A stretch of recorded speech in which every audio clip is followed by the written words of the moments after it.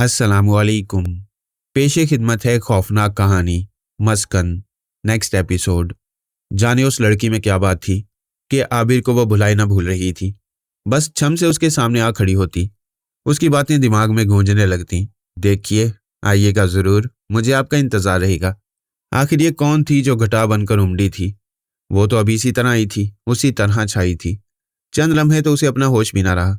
उसकी गुलाबी रंगत, दूसरे को अपने हिसार में लेने वाली आंखें, बात करने का मनमोहना अंदाज, उसमें गहरी दिलचस्पी, मुलाकात की आरजू, प्यार भरा इंतजार। आबिर ना ना करता एक शाम उसके अपार्टमेंट के दरवाजे पर जा पहुंचा। दरवाजे पर खड़े होकर जब उसने नेम प्लेट पर नजर डाली तो इसे एहसास हुआ कि शायद वो गलत अपार्टमेंट पर आ गया। नेम प्लेट पर लिखा था डॉक्टर आरजू MBBS। आबिर ने फौरन अपनी जेब में पड़ा हुआ उसका दिया हुआ विजिटिंग कार्ड निकाला। कार्ड पर दर्ज था आरजू और नाम के नीचे आर्टिस्ट लिखा था। उसने सोचा हो सकता है इस फ्लोर पर आरजू नाम की कोई डॉक्टर भी रहती हो, लेकिन अपार्टमेंट का नंबर वही था जो कार्ड पर लिखा था। आबिर दरअसल आरजू को बताए बगैर उससे मुलाकात करने के लिए आ गया था। वो उसे सरप्राइज देना चाहता था, लेकिन अब वो खुद मुतहय्यर रह गया। उसने बजाय कॉल बेल का बटन दबाने के अपने मोबाइल फोन का बटन दबाना ज्यादा बेहतर समझा। अभी मोबाइल की घंटी पूरी तरह भी ना बजी थी कि इधर से फोन रिसीव कर लिया गया। आरजू की दिलकश आवाज सुनाई दी। हेलो आरजू साहिबा, मैं आबिर बोल रहा हूँ। कौन आबिर? माफ कीजिएगा, मैं आपको पहचानी नहीं। वो पहचानती कैसे? वो उसके नाम से कब वाकिफ थी? मैं वो हूँ जिसे आपने एक सुपर स्टोर में अपना कार्ड दिया और मुलाकात की ख्वाहिश जाहिर की थी। थैंक्स गॉड, इंतहाई सरशारी के अंदाज में कहा गया। आपका फोन तो आया। आरजू साहिबा, फोन ही नहीं, मैं खुद भी आ पहुंचा हूँ, आबिर ने मुस्कुराते हुए कहा। ओह गॉड, आप तो मुझे खुशी से दीवाना कर देंगे। कहाँ हैं आप? आपके दरवाजे पर, आबिर खुश दिली से बोला। ओह गॉड, आप तो नेम प्लेट पढ़कर परेशान हो गए होंगे। आरजू ने मसले को समझने में देर ना की। जी वाकई, वरना मैं फ़ोन थोड़ी ही करता। कॉल बेल बजाकर आपको ज़बरदस्त सरप्राइज देता। उसका लहजा खुशगवार था। अब भी आपकी आमद किसी सरप्राइज से कम नहीं। मैं खोलती हूँ दरवाज़ा, प्लीज़ वेट, आरजू ने बड़े प्यार से कहा। दरवाज़ा खोलने में आरजू ने 5 मिनट लगाए। इतनी देर में शायद उसने घर समेटा या फिर खुद को टचअप करने में लगाई, या फिर उसने लिबास तब्दील किया। दरवाज़ा खोलकर वो वालिहाना अंदाज में आबिर की तरफ बढ़ी। वो जीन्स में थी, बाल खुले हुए थे लेकिन सादगी से उन्हें एक क्लिप में समेटा गया था। चेहरे पर कोई मेकअप ना था, अगर था तो महज टचिंग की सूरत में। वो अपनी मसूर कुन आंखों में सितारे सजाए बेख्तियार उसकी तरफ बढ़ी। आबिर दरवाजे से 4 कदम पीछे खड़ा था। वो उसे देखकर मुस्कुराया लेकिन अपनी जगह साकित खड़ा रहा। आरजू उसके गले लगना चाहती थी। आबिर इस बात को समझ ना पाया। रिस्पॉन्स ना मिला तो आरजू ने अपना हाथ आगे बढ़ाया। आबिर ने उसका रेशमी हाथ अपने हाथ में ले लिया। आरजू ने बहुत नरम अंदाज में उसके हाथ पर दबाव डाला और हल्का सा झटका देकर बोली, बड़ी खुश नसीब हूं मैं, आप आए। आरजू का चेहरा गुलनार हो गया। खुशी उससे सिमटाई नहीं सिमट रही थी। आइए प्लीज, अंदर आइए, वह दरवाजे के सामने से एक तरफ होते हुए बोली। अपार्टमेंट में दाखिल होते ही सामने दीवार थी। सीधे हाथ को एक दरवाजा था जो बंद था। आरजू अपार्टमेंट का दरवाजा बंद करके पलटी। आबिर का ख्याल था कि दाएं जानिब ड्राइंग रूम है, वो उसे लेकर अंदर जाएगी, लेकिन वो बाएं जानिब मुड़ी और मुस्कुराते हुए बोली, आइए। वो ड्राइंग रूम ना था, बाद में आबिर को मालूम हुआ वो वॉशरूम था। राहदारी में थोड़ा आगे चलने के बाद बाएं जानिब एक दरवाजा नजर आया। आबिर ने सोचा ये ड्राइंग रूम होगा, लेकिन वो भी ड्राइंग रूम ना था, बेडरूम था। आरजू आगे जाकर दाएं जानिब मुड़ी। तब आबिर को एक वसी लाउंज नजर आया। बाएं जानिब एक डाइनिंग टेबल थी, उसके सामने किचन था और किचन के साथ एक बेडरूम। लाउंज के आखिर में एक बड़ा सोफा पड़ा था। सामने शीशे की 2 मेजें थी और कोने में एक बेडरूम था जिसका दरवाजा खुला था। ये है मेरा गरीब खाना। आरजू ने आबिर को एक सोफे पर बैठने का इशारा करते हुए सादगी से कहा। ये 4 बेड का इंतहाई कुशादा अपार्टमेंट था। आरजू की तरह उसका घर भी सादगी का नमूना था। आबिर जहां बैठा था वहां से पूरा अपार्टमेंट उसकी नजर में था। इस अपार्टमेंट का हर दरवाजा बंद था, सिवाय उस दरवाजे के जो आबिर के सामने था।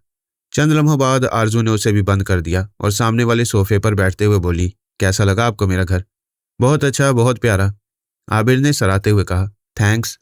आपको मेरा घर ढूंढने में दिक्कत तो नहीं हुई? आरजू ने पूछा। नहीं, इस इलाके के एक प्रॉपर्टी डीलर ने मुझे उस बिल्डिंग का पता समझा दिया था। मैं बासानी यहाँ तक पहुँच गया, लेकिन दरवाजे पर लगी नेम प्लेट ने मुझे चकरा दिया। कार्ड पर आर्टिस्ट लिखा है, नेम प्लेट पर डॉक्टर। आप आखिर हैं क्या? मुझे खुद नहीं मालूम कि मैं क्या हूँ, आरजू ने फलसफा भिगारा। तो फिर आरजू के आगे नामालूम लिखवाइए और शायरी फरमाइए, आबिर ने हंसकर कहा। आप हंसते हुए बहुत अच्छे लगते हैं, आरजू उसे अपनी गहरी निगाहों के हिसार में लेते हुए बोली। मैं असल में डॉक्टर हूँ, एक सरकारी अस्पताल में मुलाजमत करती हूँ और पेंटिंग मेरा शौक है। अपनी पसंद के चेहरे पेंट करती हूँ। कभी आपने अपनी तस्वीरों की नुमाइश भी की? आबिर ने पूछा और यहाँ से वहां तक दीवार पर नजर दौड़ाई। उसे एक भी पेंटिंग आवेजा नजर न आई।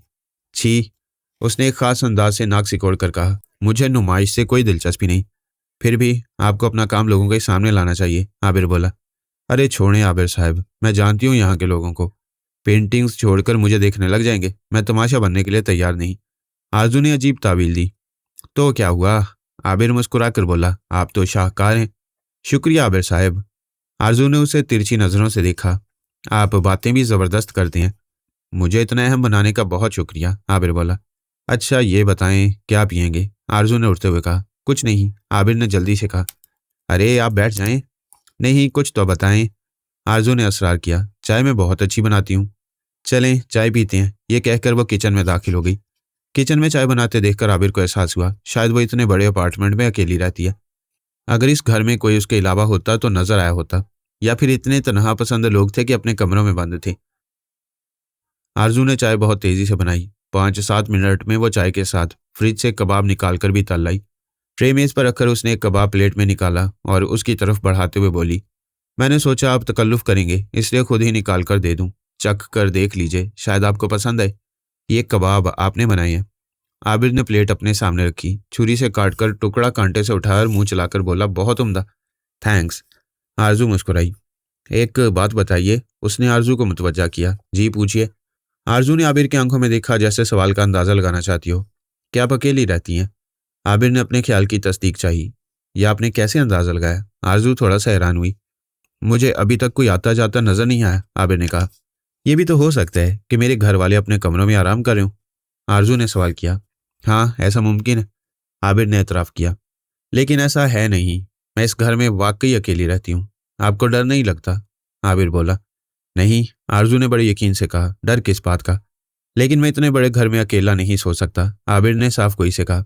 आरजू ने कहना चाहा कि मर्द होकर भी डरते हो, लेकिन कहा नहीं। वो सादगी से इतना बोली, हैरत है। चाय के दौरान आरजू का मोबाइल 2-3 बार बजा। एक नंबर उसने देखकर काटा, दूसरी कॉल पर अच्छा ठीक है कहकर मोबाइल बंद कर दिया।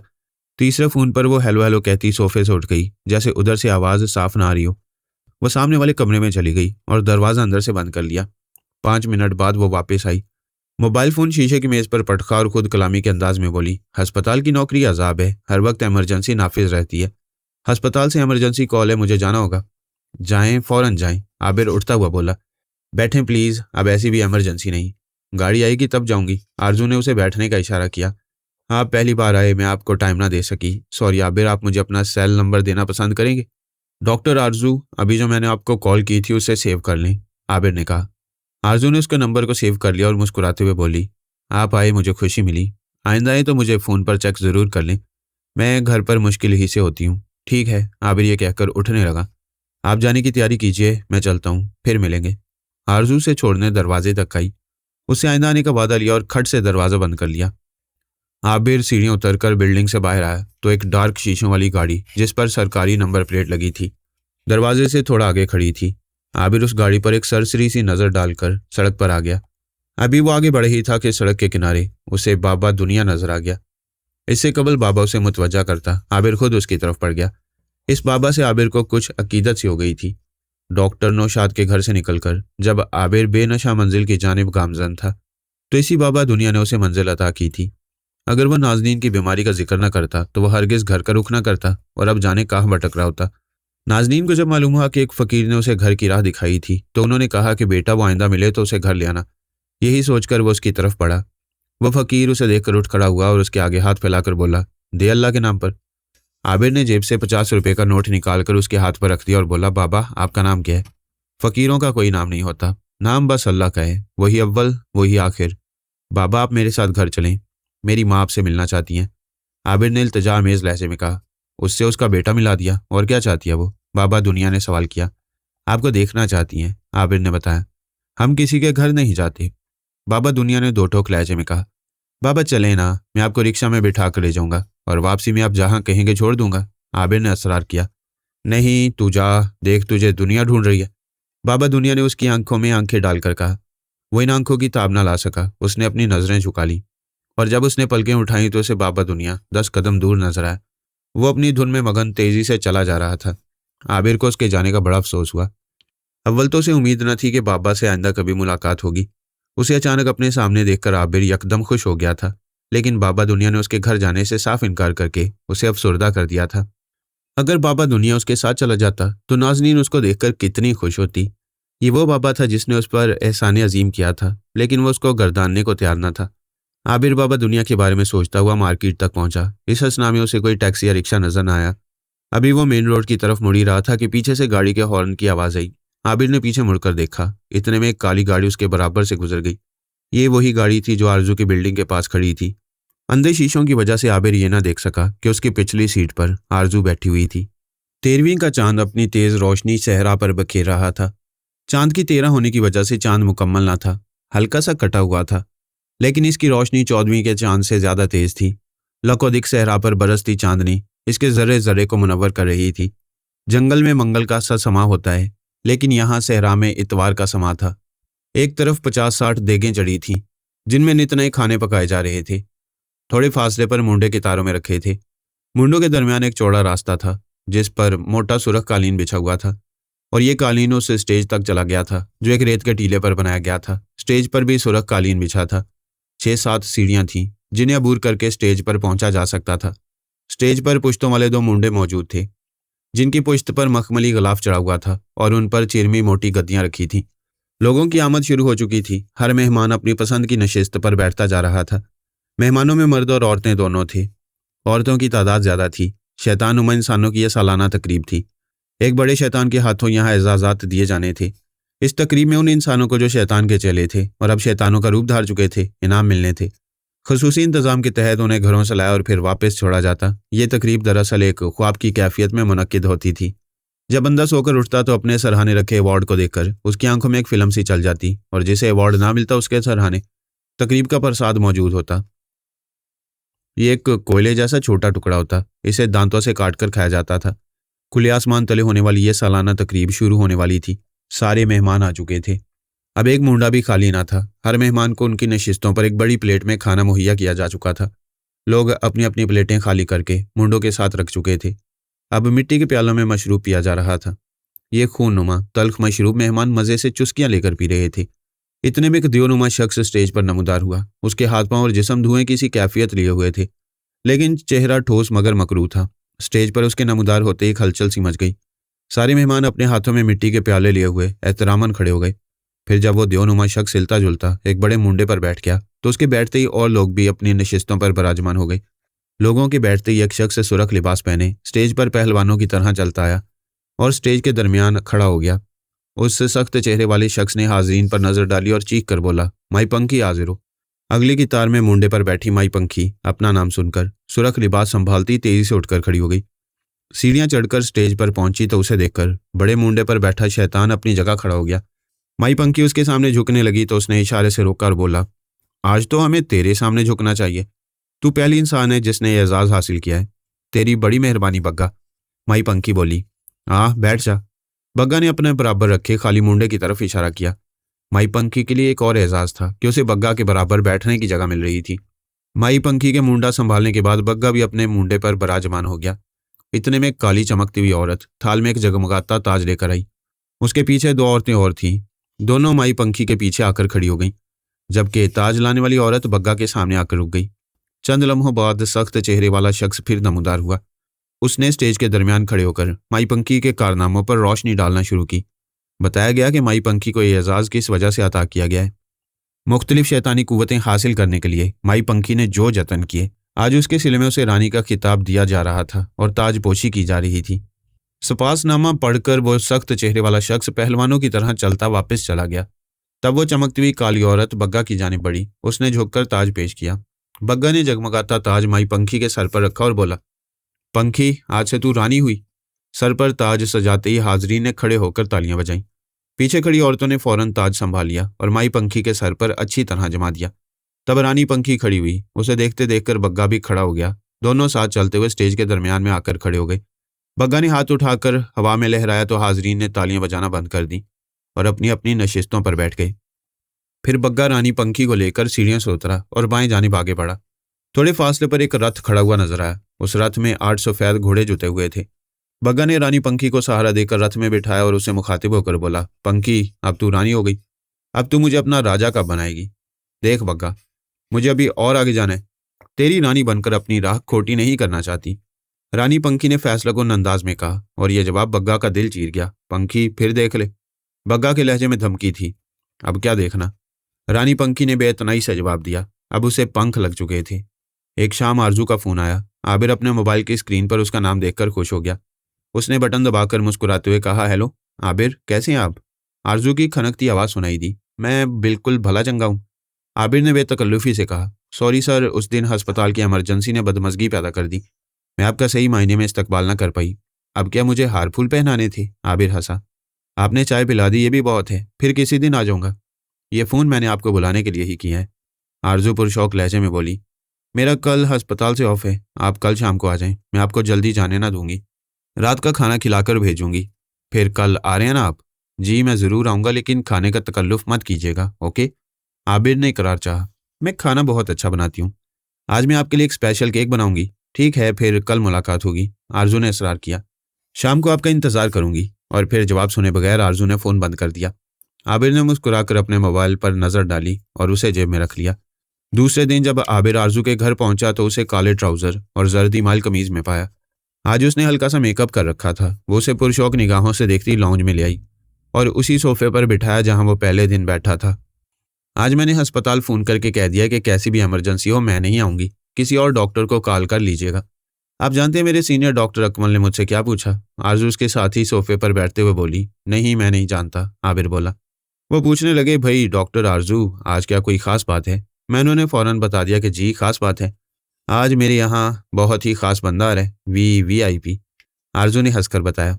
इस कदर अहम बनाने का शुक्रिया। आबिर ने उसे ममनून अंदाज में देखा। अच्छा, पहले एक कप चाय पीते हैं, केक खाते हैं और फिर बनाते हैं आपकी ढेरों तस्वीरें। आरजू चुटकी बजाती उठकर खड़ी हुई। तस्वीरें? आबिर चौंका।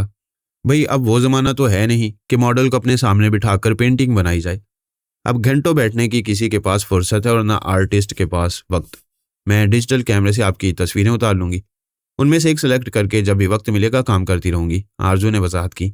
उस दिन आरजू ने रात तक बेशुमार तस्वीरें उतारी। वो आबिर की कुछ बोल्ड तस्वीरें भी उतारना चाहती थी, लेकिन आबिर ने बहुत सख्ती से इनकार कर दिया। नहीं आरजू साहिबा, मैं रणबीर कपूर नहीं हूँ, वो अदाकार है, मैं अदाकार नहीं हूँ।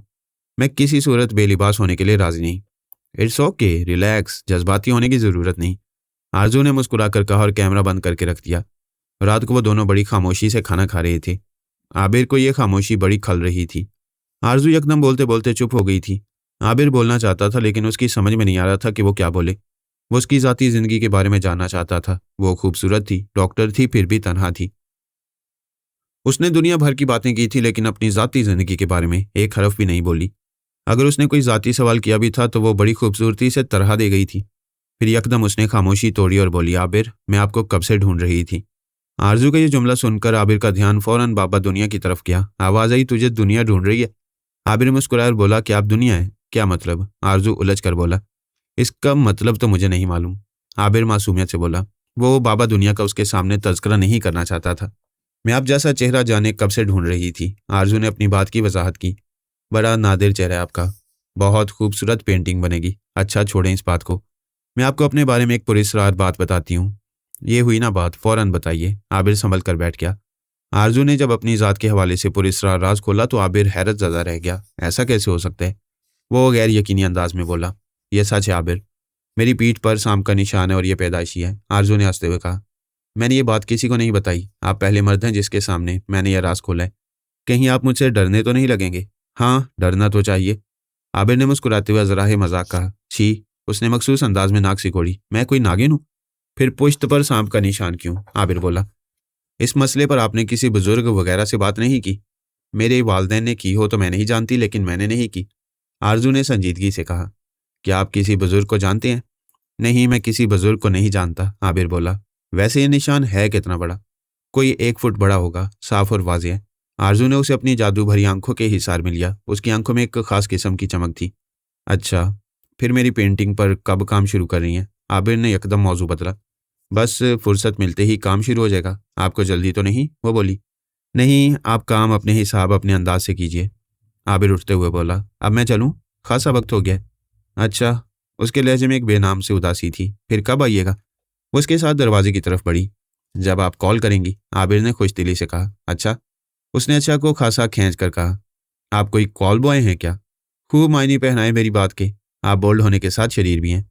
आबिर ने रुखसत होते हुए कहा। आरजू ने थैंक्स कहा और उसे जाते हुए एक खास अंदाज से देखने लगी। जाने उन नजरों में क्या था। माई पंखी, जो अब रानी पंखी बन चुकी थी, सुर्ख रेशमी लिबास में अपनी खुली चारपाई पर बड़ी तमकनत से बैठी थी। उसके सर पर ताज मौजूद था जो गुज़िश्ता रात की कहानी सुना रहा था। रानी पंखी को सहरा में मुनक्किदा तकरीब का एक एक लम्हा याद था। यह एजाज वाकई बड़ा था जो किसी इंसान को उसके शैतानी कारनामों पर अता किया गया था। उसकी शान में वहां जो कुछ कहा गया उसे याद करके वो झूम रही थी। लेकिन वक्त रुखसत जो बदमज़गी हुई उसे याद करके रानी पंखी फिक्रमंद हो गई। काली दुनिया में बग्गा की जो हैसियत थी वो उससे अच्छी तरह वाकिफ थी, और इस बात का भी उससे अच्छी तरह एहसास था कि बग्गा उसे मोहब्बत की निगाह से देखता है। वो उसे दिल में बसाए हुए था, लेकिन वो ये नहीं जानती थी कि वक्त रुखसत वो ऐसी बात कह देगा और इसके जवाब में उसके मुंह से भी ऐसी बात निकल जाएगी जो उसको नाराज कर जाएगी। लेकिन अब जो होना था वो हो चुका था। रात गुजर चुकी थी, सुबह का उजाला फैल चुका था। नीम के दरख्त पर कौवों की काएं काएं जा रही थी। रानी पंखी की आवाज देने पर जब काले मुंह की सफेद बिल्ली अंदर कमरे से निकलकर दरवाजे पर आई तो सामने बैठी रानी पंखी को देखकर हैरत ज़दा रह गई। सुरख लिबास और सर पर ताज, माई पंखी की जून ही बदली हुई थी। रानी पंखी ने अंजू की आंखों में हैरत देखी तो प्यार से बोली, आजा मेरी अंजू। अंजू ने दो तीन जकंदे भरी और उसके पाँव में लौटने लगी। रानी पंखी ने उसे अपने हाथों में उठा लिया और प्यार करते हुए बोली, अंजू मैं रानी बन गई हूँ।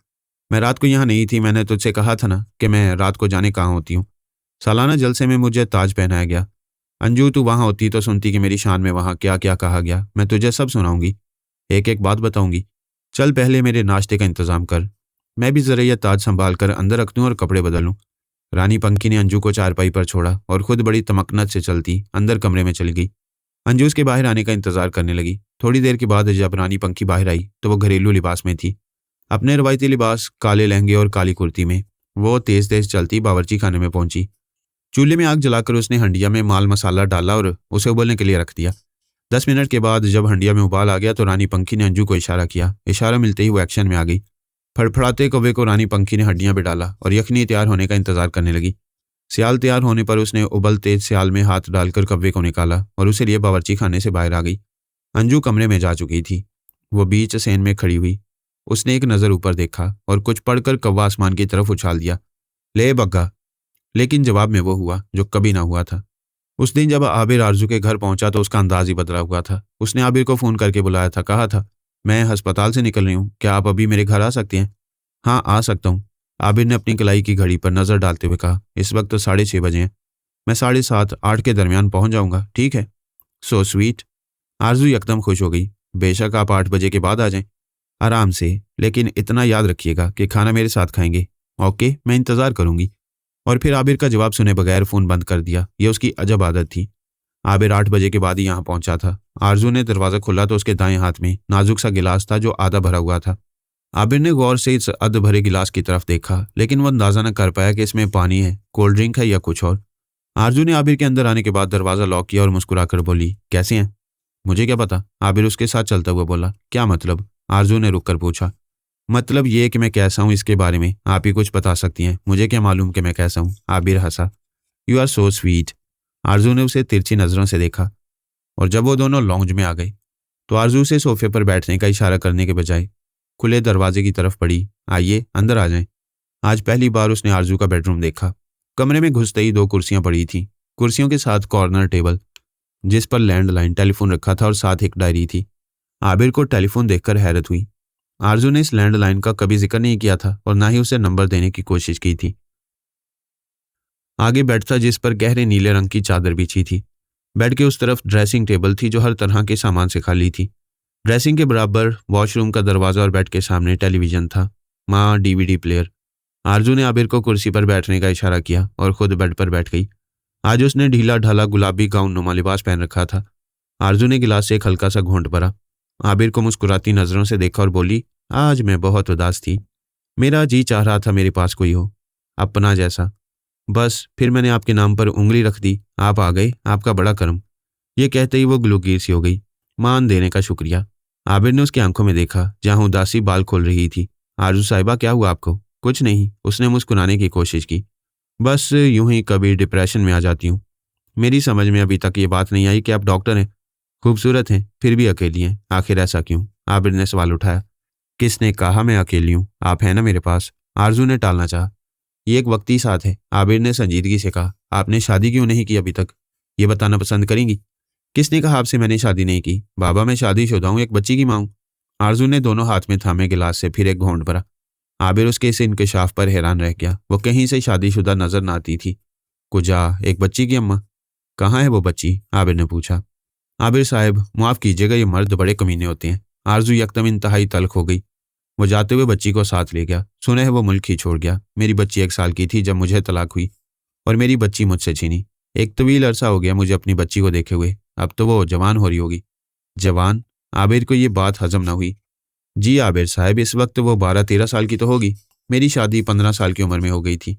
आरजू ने गिलास मुंह से लगाया। ओह अच्छा, आबिर बोला। उस शख्स ने आपको तलाक क्यों दी? वो एक लालची शख्स था। उसे दौलत की हवस थी।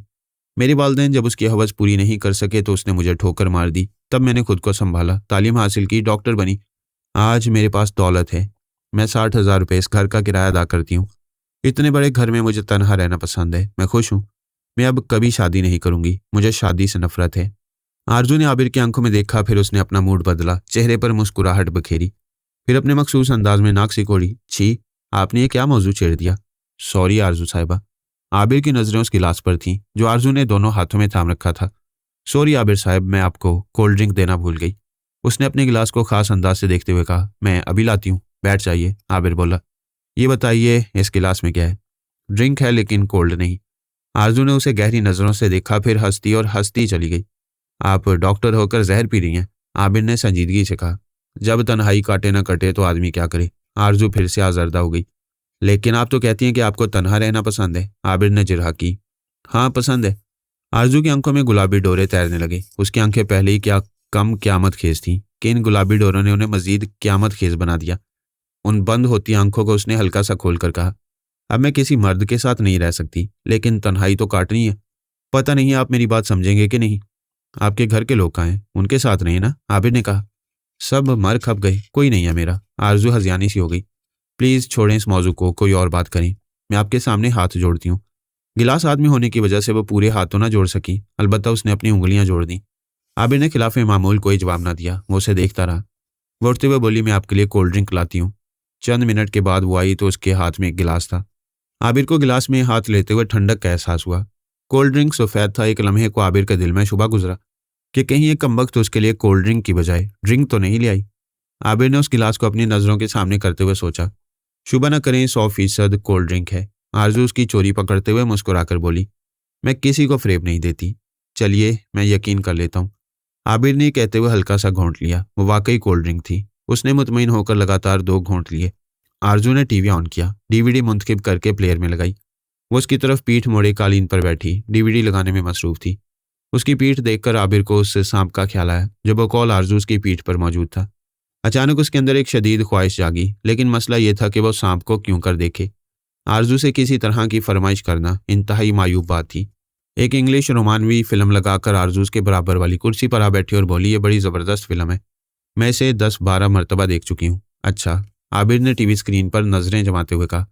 फिल्म शुरू हुई तो आबिर को यह अंदाजा लगाते देर न लगी कि फिल्म किस किस्म की है। जज्बाती मनाजिर के भरमार ने आबिर को बेचैन कर दिया। वो एक झटके से कुर्सी से उठा और लाउंज में आकर एक सोफे पर बैठ गया। आरजू को यह समझने में देर न लगी कि आबिर बेडरूम से उठकर क्यों गया है। उसने दरवाजे पर खड़े होकर आबिर को देखा जो सोफे पर बैठा पूरे इत्मीनान से कोल्ड ड्रिंक के घोंट ले रहा था। आरजू ने डीवीडी प्लेयर ऑफ कर दिया और बेड पर बैठते हुए अंदर से आवाज़ लगाई, आबिर अंदर आ जाएं। मैंने डीवीडी प्लेयर ऑफ कर दिया है। आबिर उसकी आवाज़ सुनकर बेडरूम में आ गया और कुर्सी पर बैठता हुआ बोला, ऐसी फिल्में देखकर मेरे सर में दर्द हो जाते हैं। आरजू ने कोई जवाब न दिया। चंद लम्हों बाद उसके मोबाइल की घंटी बजने लगी। उसने टीवी के ऊपर रखे हुए मोबाइल को उठाया। स्क्रीन पर नाम देखकर वो बेडरूम से बाहर निकल गई और बात करती हुई किचन में चली गई, इतनी दूर कि आबिर तक उसकी आवाज़ नहीं पहुंच सकती थी। फिर उसने मोबाइल ऑफ करके लाउंज की मेज़ पर रखा और अंदर आ गई। सॉरी आबिर, आप बोर तो नहीं हुए? नहीं। आबिर ने गिलास खाली करके कॉर्नर टेबल पर रखा। अब ये बताइए आप खाना किस वक्त पसंद करेंगे? आरजू ने टेबल से खाली गिलास उठाते हुए कहा, जब आपका दिल चाहे। आबिर बोला। आरजू ने वॉल क्लॉक पर नज़र डाली। चलिए फिर आधा घंटे के बाद खाते हैं। आप इजाज़त दें तो एक चक्कर किचन का लगा लूँ, वैसे खाना तैयार है। आप एक नहीं 2 चक्कर लगाएं, आबिर ने हंसकर कहा। वो गुनगुनाती हुई बेडरूम से निकल गई। किचन से उसके गाने और देगचियों से ढक्कन उठाने और रखने की आवाज़ें आती रहीं। आबिर सोचने लगा कि ये किस किस्म की लड़की है। फिर उसे फौरन ही ख्याल आया कि लड़की कहाँ औरत है, एक बच्ची की माँ। ये और बात है कि इसे औरत कहने को जी नहीं चाहता था। वो किस टाइप की लड़की है ये बात वो समझ नहीं पा रहा था, लेकिन उसे एहसास ज़रूर था कि कहीं कोई गड़बड़ है। कुछ देर के बाद वो गुनगुनाती हुई बेडरूम में आ गई। उसे मुस्कुराती आंखों से देखा और वॉशरूम के दरवाजे की तरफ बढ़ते हुए बोली, 1 मिनट में आई। फिर वॉशरूम का दरवाजा खोलने से पहले गर्दन मोड़कर बोली, आबिर साहब, आपने मेरी पीठ पर बने सांप को देखने की कभी फरमाइश नहीं की, हैरत है। और फिर आबिर का जवाब सुने बगैर वॉशरूम में दाखिल हुई और खटाक से दरवाजा बंद कर लिया। थोड़ी देर के बाद जब वो वॉशरूम से बाहर आई तो उसने लिबास तब्दील कर लिया था। अब वो ट्राउजर और लंबी कमीज में थी। वो अंदर से बालों में ब्रश करती निकली थी। फिर वो बेड और ड्रेसिंग टेबल के दरमियान खड़ी होकर ब्रश करते हुए बोली, आबिर साहब, मैं सोच रही हूँ कि अस्पताल की नौकरी छोड़ दूँ। क्यों? आबिर ने पूछा। उसे उसके इस ख्याल पर हैरत हुई, और जब उसकी नज़र ड्रेसिंग टेबल के आईने पर गई तो यह हैरत दो चंद हो गई। आरजू का चेहरा आबिर की तरफ और पीठ आईने की जानिब। वो बड़े इत्मीनान से अपने बालों में ब्रश फेर रही थी। आबिर को आईने में जो नजर आ रहा था उसके बारे में वो यकीन से नहीं कह सकता था कि ऐसा उसने दानिस्ता किया था या भूल से। खुली कमीज से उसकी पीठ साफ नजर आ रही थी। उसकी पुश्त पर सांप का कोई निशान ना था, जिल्द साफ थी। इसका मतलब है कि आरजू ने जो कुछ कहा वो झूठ कहा था, लेकिन क्यों? बालों में ब्रश फेरते फेरते वो रुक गई। आबिर की आंखों में हैरत देखकर उसकी छठी जागी। उसने गर्दन मोड़कर आईने में देखा तो उसके मुंह से बेख्तियार निकला, ओ माय गॉड। उसने ब्रश बेड पर उछाला और किसी छलावे की तरह छलांग मारकर वॉशरूम में घुस गई। और जब बाहर आई तो शर्मिंदा शर्मिंदा सी थी। कमीज की खुली हुई जिप बंद हो चुकी थी। आबिर ने उसे मजीद शर्मिंदा करना मुनासिब न समझा। जो बात चल रही थी वो उसने दोहराई, आप अस्पताल की नौकरी क्यों छोड़ना चाहती हैं? हाँ, आरजू को जैसे सहारा मिला। वो उसको ममनून नजरों से देखती हुई बोली, अस्पताल की नौकरी में बक बहुत है। मैं चाह रही हूँ कि अपना क्लिनिक खोल लूँ। इस तरह मुझे अपने मशागिल के लिए वक्त भी मिल जाएगा और वक्त बेवक्त अस्पताल जाने से मेरी जान छूट जाएगी। ख्याल तो बुरा नहीं, लेकिन क्लिनिक जमते जमते ही जमेगा। मेरा मतलब है वक्त लगेगा, आबिर बोला। कोई परवाह नहीं, आरजू ने यह कहकर घड़ी पर नजर डाली। आइए लाउंज में चलें, मैं किचन में काम भी करती हूँ और बातें भी। ओके। आबिर उसके साथ बेडरूम से बाहर निकल आया और सोफे पर इस तरह बैठा कि वो सामने नजर आती रही। आरजू ने फ्रिज का दरवाजा खोलकर कुछ चीजें निकाली और मसरूफ़ अमल हो गई। 10-15 मिनट बाद उसने मेज पर खाना लगाना शुरू कर दिया। उसने अच्छा खासा तकल्लुफ कर लिया था। खाना अच्छा था। आबिर ने पूरी दिलचस्पी और रगबत से खाया। खाने के दौरान वो आबिर से इधर उधर की बात करती रही। फिर अचानक उसने एक ऐसा सवाल किया। यह पहला ज़ाती सवाल था जो उसने अब तक की मुलाकातों में किया था। उसने पूछा, आबिर, क्या आप शादीशुदा हैं? आबिर ने इस अचानक सवाल पर आरजू को नजरें उठाकर देखा और बोला, जी मैं शादीशुदा था। वाकई? आरजू को शायद इस जवाब की उम्मीद ना थी कि आपकी शादी भी 14-15 साल की उम्र में हो गई थी। यह कहकर वो हंसी। नहीं, इस हादसे को ज्यादा अरसा नहीं गुजरा, आबिर ने संजीदगी से कहा। चलें दफा करें, आरजू ने बर्तन समेटते हुए कहा। मुझसे गलती हो गई, मैंने गलत वक्त पर गलत मौजू छेड़ दिया। अच्छा ये बताएं, चाय पियेंगे या कॉफी? चाय, वो मुस्कुराकर बोला। चाय बनाने में आरजू ने खासी देर लगाई। इस असना में उसने किचन से अपने बेडरूम के कई चक्कर लगाए। मोबाइल उसके हाथ में था।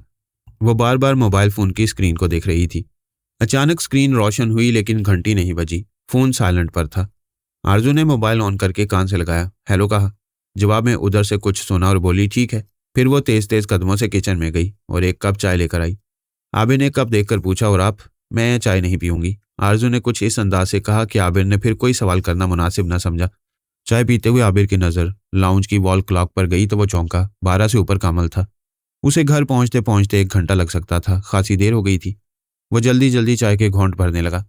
आबिर को जल्दी जल्दी चाय पीते देखकर आरजू ने कहा, आराम से। घर पहुंचने की बहुत जल्दी है क्या? मैं आपको 12:30 बजे से पहले ना जाने दूंगी। 15 मिनट का मसला था, आबिर ने घड़ी देखते हुए कहा। चलें ठीक है। आबिर साहब, आप कितने अच्छे हैं, आरजू ने मुस्कुराते हुए कहा, और फिर मोबाइल उठाकर बेडरूम में चली गई। आबिर को तो ये महसूस हो रहा था कि वो बेचैन है, लेकिन इसकी सरगर्मी की वजह समझ में नहीं आ रही थी। वो 5-7 मिनट के बाद बेडरूम से निकली और फिर मुस्कुराती हुई किचन में चली गई और सिंक में पड़े बर्तन धोने में मसरूफ हो गई। ठीक 12:30 बजे घर की घंटी बजी। ओ गॉड, इस वक्त कौन आ गया? आरजू ने किचन से आवाज लगाई। आबिर साहब जरा देखिएगा, दरवाजे पर कौन है? मेरा ख्याल है चौकीदार होगा। आबिर ये सोचकर दरवाजे की तरफ पड़ गया कि आरजू बर्तन धोने में मसरूफ है, इसलिए उसने उसे दरवाजे पर भेज दिया। वो नहीं जानता था कि आरजू को ये बात अच्छी तरह मालूम है कि दरवाजे पर कौन है। दरवाजा खुलते ही आबिर के होश उड़ गए। 2 हट्टे कट्टे बंदे तेजी से अंदर आए और उन्होंने दाएं बाएं होकर बड़ी फुर्ती से उसे अपनी मजबूत गिरफ्त में ले लिया। जब आबिर ने नजर उठाई तो अपने सामने एक और शख्स को हाथ में रिवॉल्वर लिए खड़े पाया। तुम आबिर हो? रिवॉल्वर वाले शख्स ने सवाल किया। आबिर को बड़ी हैरत हुई कि आने वाले उसके नाम से भी वाकिफ थे। छोड़े मुझे, कौन है आप लोग? आबिर ने किसमिसा कर कहा। शाहजी, वक्त ज़ाया न करें, इसकी शक्ल देखें, ये आबिर के सिवा कोई और नहीं हो सकता। उसे मजबूती से गिरफ्त में लिए बाएं जाने वाले बंदे ने कहा। चलो फिर, रिवॉल्वर वाला शख्स बोला। फिर वो आबिर से मुखातिब हुआ, तुम्हें हमारे साथ चलना है, फैसला कर लो, जिंदा चलोगे या मुर्दा। आपको ज़रूर कोई गलत फहमी हुई है, अंदर चलकर आरजू साहिबा से बात कर लें। आबिर ने उन्हें समझाने की कोशिश की, लेकिन उन्होंने ज़र्रा भर भी समझने की कोशिश नहीं की। लंबे चौड़े बंदों ने उसकी बगलों में हाथ डालकर ऊपर उठाया और तेजी से सीढ़ियां उतरने लगे। पीछे रिवॉल्वर बरदार शख्स था। उन तीनों के हटते एक चौथा आदमी नमूदार हुआ। उसके हाथ में एक खूबसूरत ब्रीफकेस था। वो खुले दरवाजे से अंदर आया और जैसे ही वो राहदारी से दाएं जाने मुड़ा, उसे आरजू नजर आ गई। उसके हाथ में आधा भरा नाजुक सा गिलास था। वो इस शख्स को देखकर मुस्कुराती हुई आगे बढ़ी और बोली, सब ठीक हो गया, किसी ने देखा तो नहीं? नहीं, किसी ने नहीं देखा। उसने ब्रीफकेस मेज पर रखा। सुनीता, ये ब्रीफकेस संभालो, इसमें 30 लाख मौजूद है। मैं चलता हूँ, दरवाजा बंद कर लो। सर जी, कोई चाय शाय? आरजू ने ब्रीफकेस पर नजरें जमाते हुए कहा। ओ नहीं बाबा, फिर कभी सही। ये कहकर वो शख्स वापस पलटा और जब तक आरजू दरवाजे तक आई, वो शख्स सीढ़ियां उतर चुका था।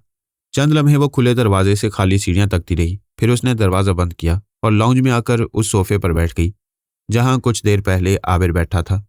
मुझे माफ कर देना आबिर, उसने उदास लहजे में खुद कलामी की और गिलास मुंह से लगाकर गटागट पीती चली गई। उसका उछाला हुआ कव्वा ठक करके उसके मुंह पर पड़ा और फिर मुंह से फिसलकर सेहन के फर्श पर गिरा। ये रानी पंखी की तवक्को के खिलाफ हुआ था। ऐसा वो सोच भी ना सकती थी कि बग्गा उसकी भींट को उसके मुंह पर दे मारेगा। इसका मतलब है कि बग्गा उससे सख्त नाराज हो गया है। उसने कव्वे को पूंछ से पकड़कर उठाया और ये सोचकर दोबारा आसमान की तरफ उछाल दिया। हो सकता है ऐसा किसी गलती की वजह से हो गया हो, लेकिन ऐसा ना था। कव्वे की वापसी किसी गलती का शाखसाना ना थी। यही वजह थी कि आसमान की तरफ उछाला जाने वाला कव्वा आसमान पर थूके जाने वाले थूक की तरह उसके मुंह पर गिरा। अब किसी किस्म की शुबे की कोई गुंजाइश न रही थी। रानी पंखी ने जमीन पर पड़े कव्वे को फिर उठाया और इसे लेकर बावर्ची खाने में आ गई। उसने कव्वे को चूल्हे में झोंक दिया और चूल्हे की आग तेज कर दी। कव्वा आग पर चिड़चिड़ करके जलने लगा। माई पंखी ने पीढ़ी पर बैठकर जमीन पर रखी हंडिया उठाई और मुंह से लगा ली। कव्वे की यखनी पीते ही वो सारा गम भूल गई। उसकी आंखों में धुंध उतरने लगी और दिल पर एक सरशारी सी छाने लगी। रानी पंखी बावर्ची खाने से निकलकर सेहन में बिछी चारपाई पर लेट गई। उसने अपना एक हाथ आंखों पर रखा और फिर भूल गई कि वो कहाँ है। उसे अपनी सुध-बुध न रही। जब उसकी आंख खुली तो उसने खुद को एक गुदाज बिस्तर पर पाया। ये का रास्ता कमरा था। उसने लेटे लेटे कमरे का जायजा लिया और सोचा कि वो कहाँ है। ये उसके घर का कमरा ना था। ये आरजू का बेडरूम भी ना था। ये कोई और ही खूबसूरती से सजा कमरा था। फिर उसे जल्द ही सब याद आ गया कि वो रात को कहाँ था। अगरचे कमरे की तमाम रोशनियां बुझी हुई थी, लेकिन पर्दों के पीछे से झलकता उजाला इस बात का गमाज था कि सुबह हो चुकी है। अगर वो अपने घर के कमरे में होता तो यकीन कर लेता कि रात गई बात गई, लेकिन यहाँ तो मामला ही कुछ और था। बात अभी शुरू ही हुई थी। आबिर को आरजू के घर से उठाया गया था। वो दोनों बंदे उसके दाएं बाएं बैठ गए। रिवॉल्वर बरदार अगली सीट पर बराजमान हुआ और उसने हाथ पीछे करके रिवॉल्वर आबिर की पेशानी से लगा दिया। ड्राइवर की सीट खाली थी। 2 मिनट के बाद ही एक शख्स ने ड्राइविंग सीट संभाल ली और अपने बराबर बैठे हुए शख्स से बोला, शाहजी चलें?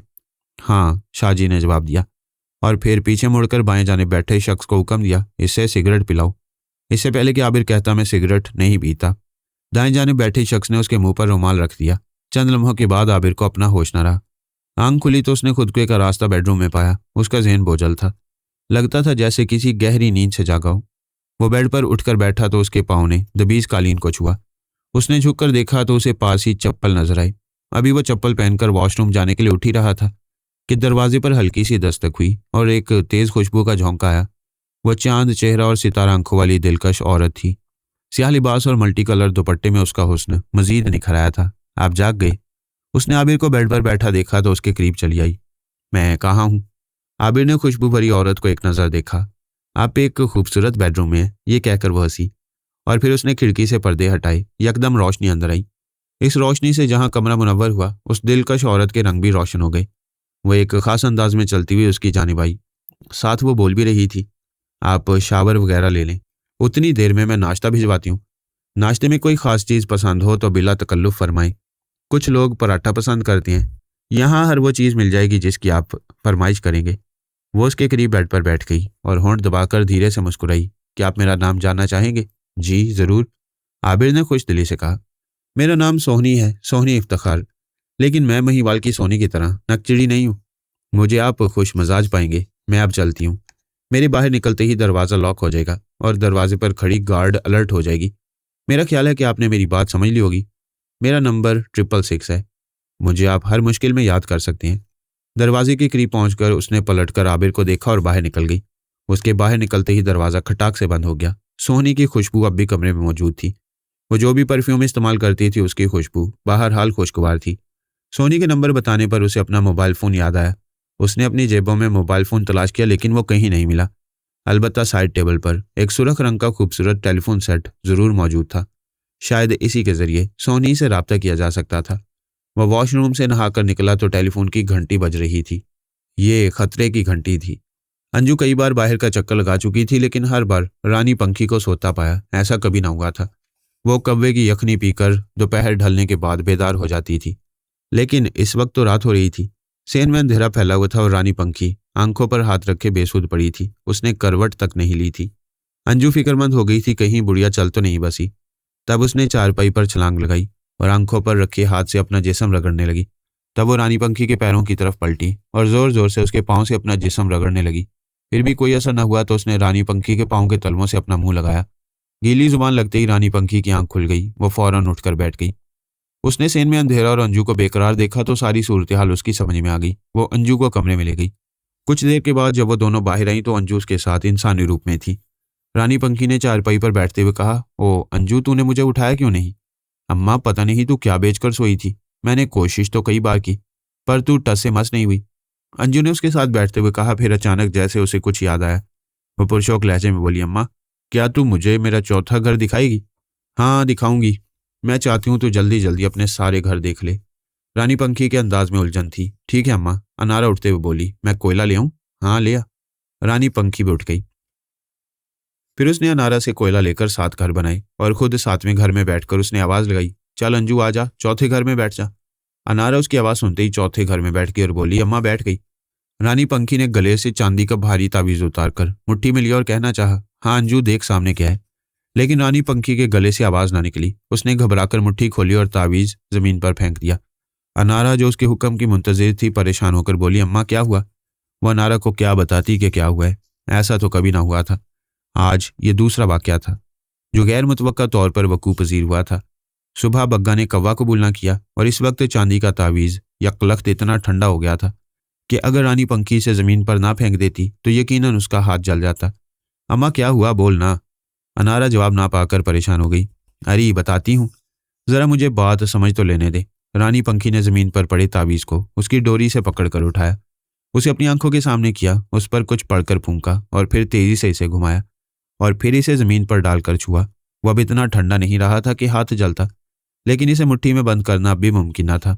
रानी पंखी को यकीन हो गया था कि यह कार्रवाई भी बग्गा की तरफ से की गई है। उसकी नाराजगी बढ़ती जा रही थी। अम्मा, तूने तावीज़ जमीन पर क्यों फेंक दिया? अनारा ने अपना सवाल नए अंदाज से दोहराया।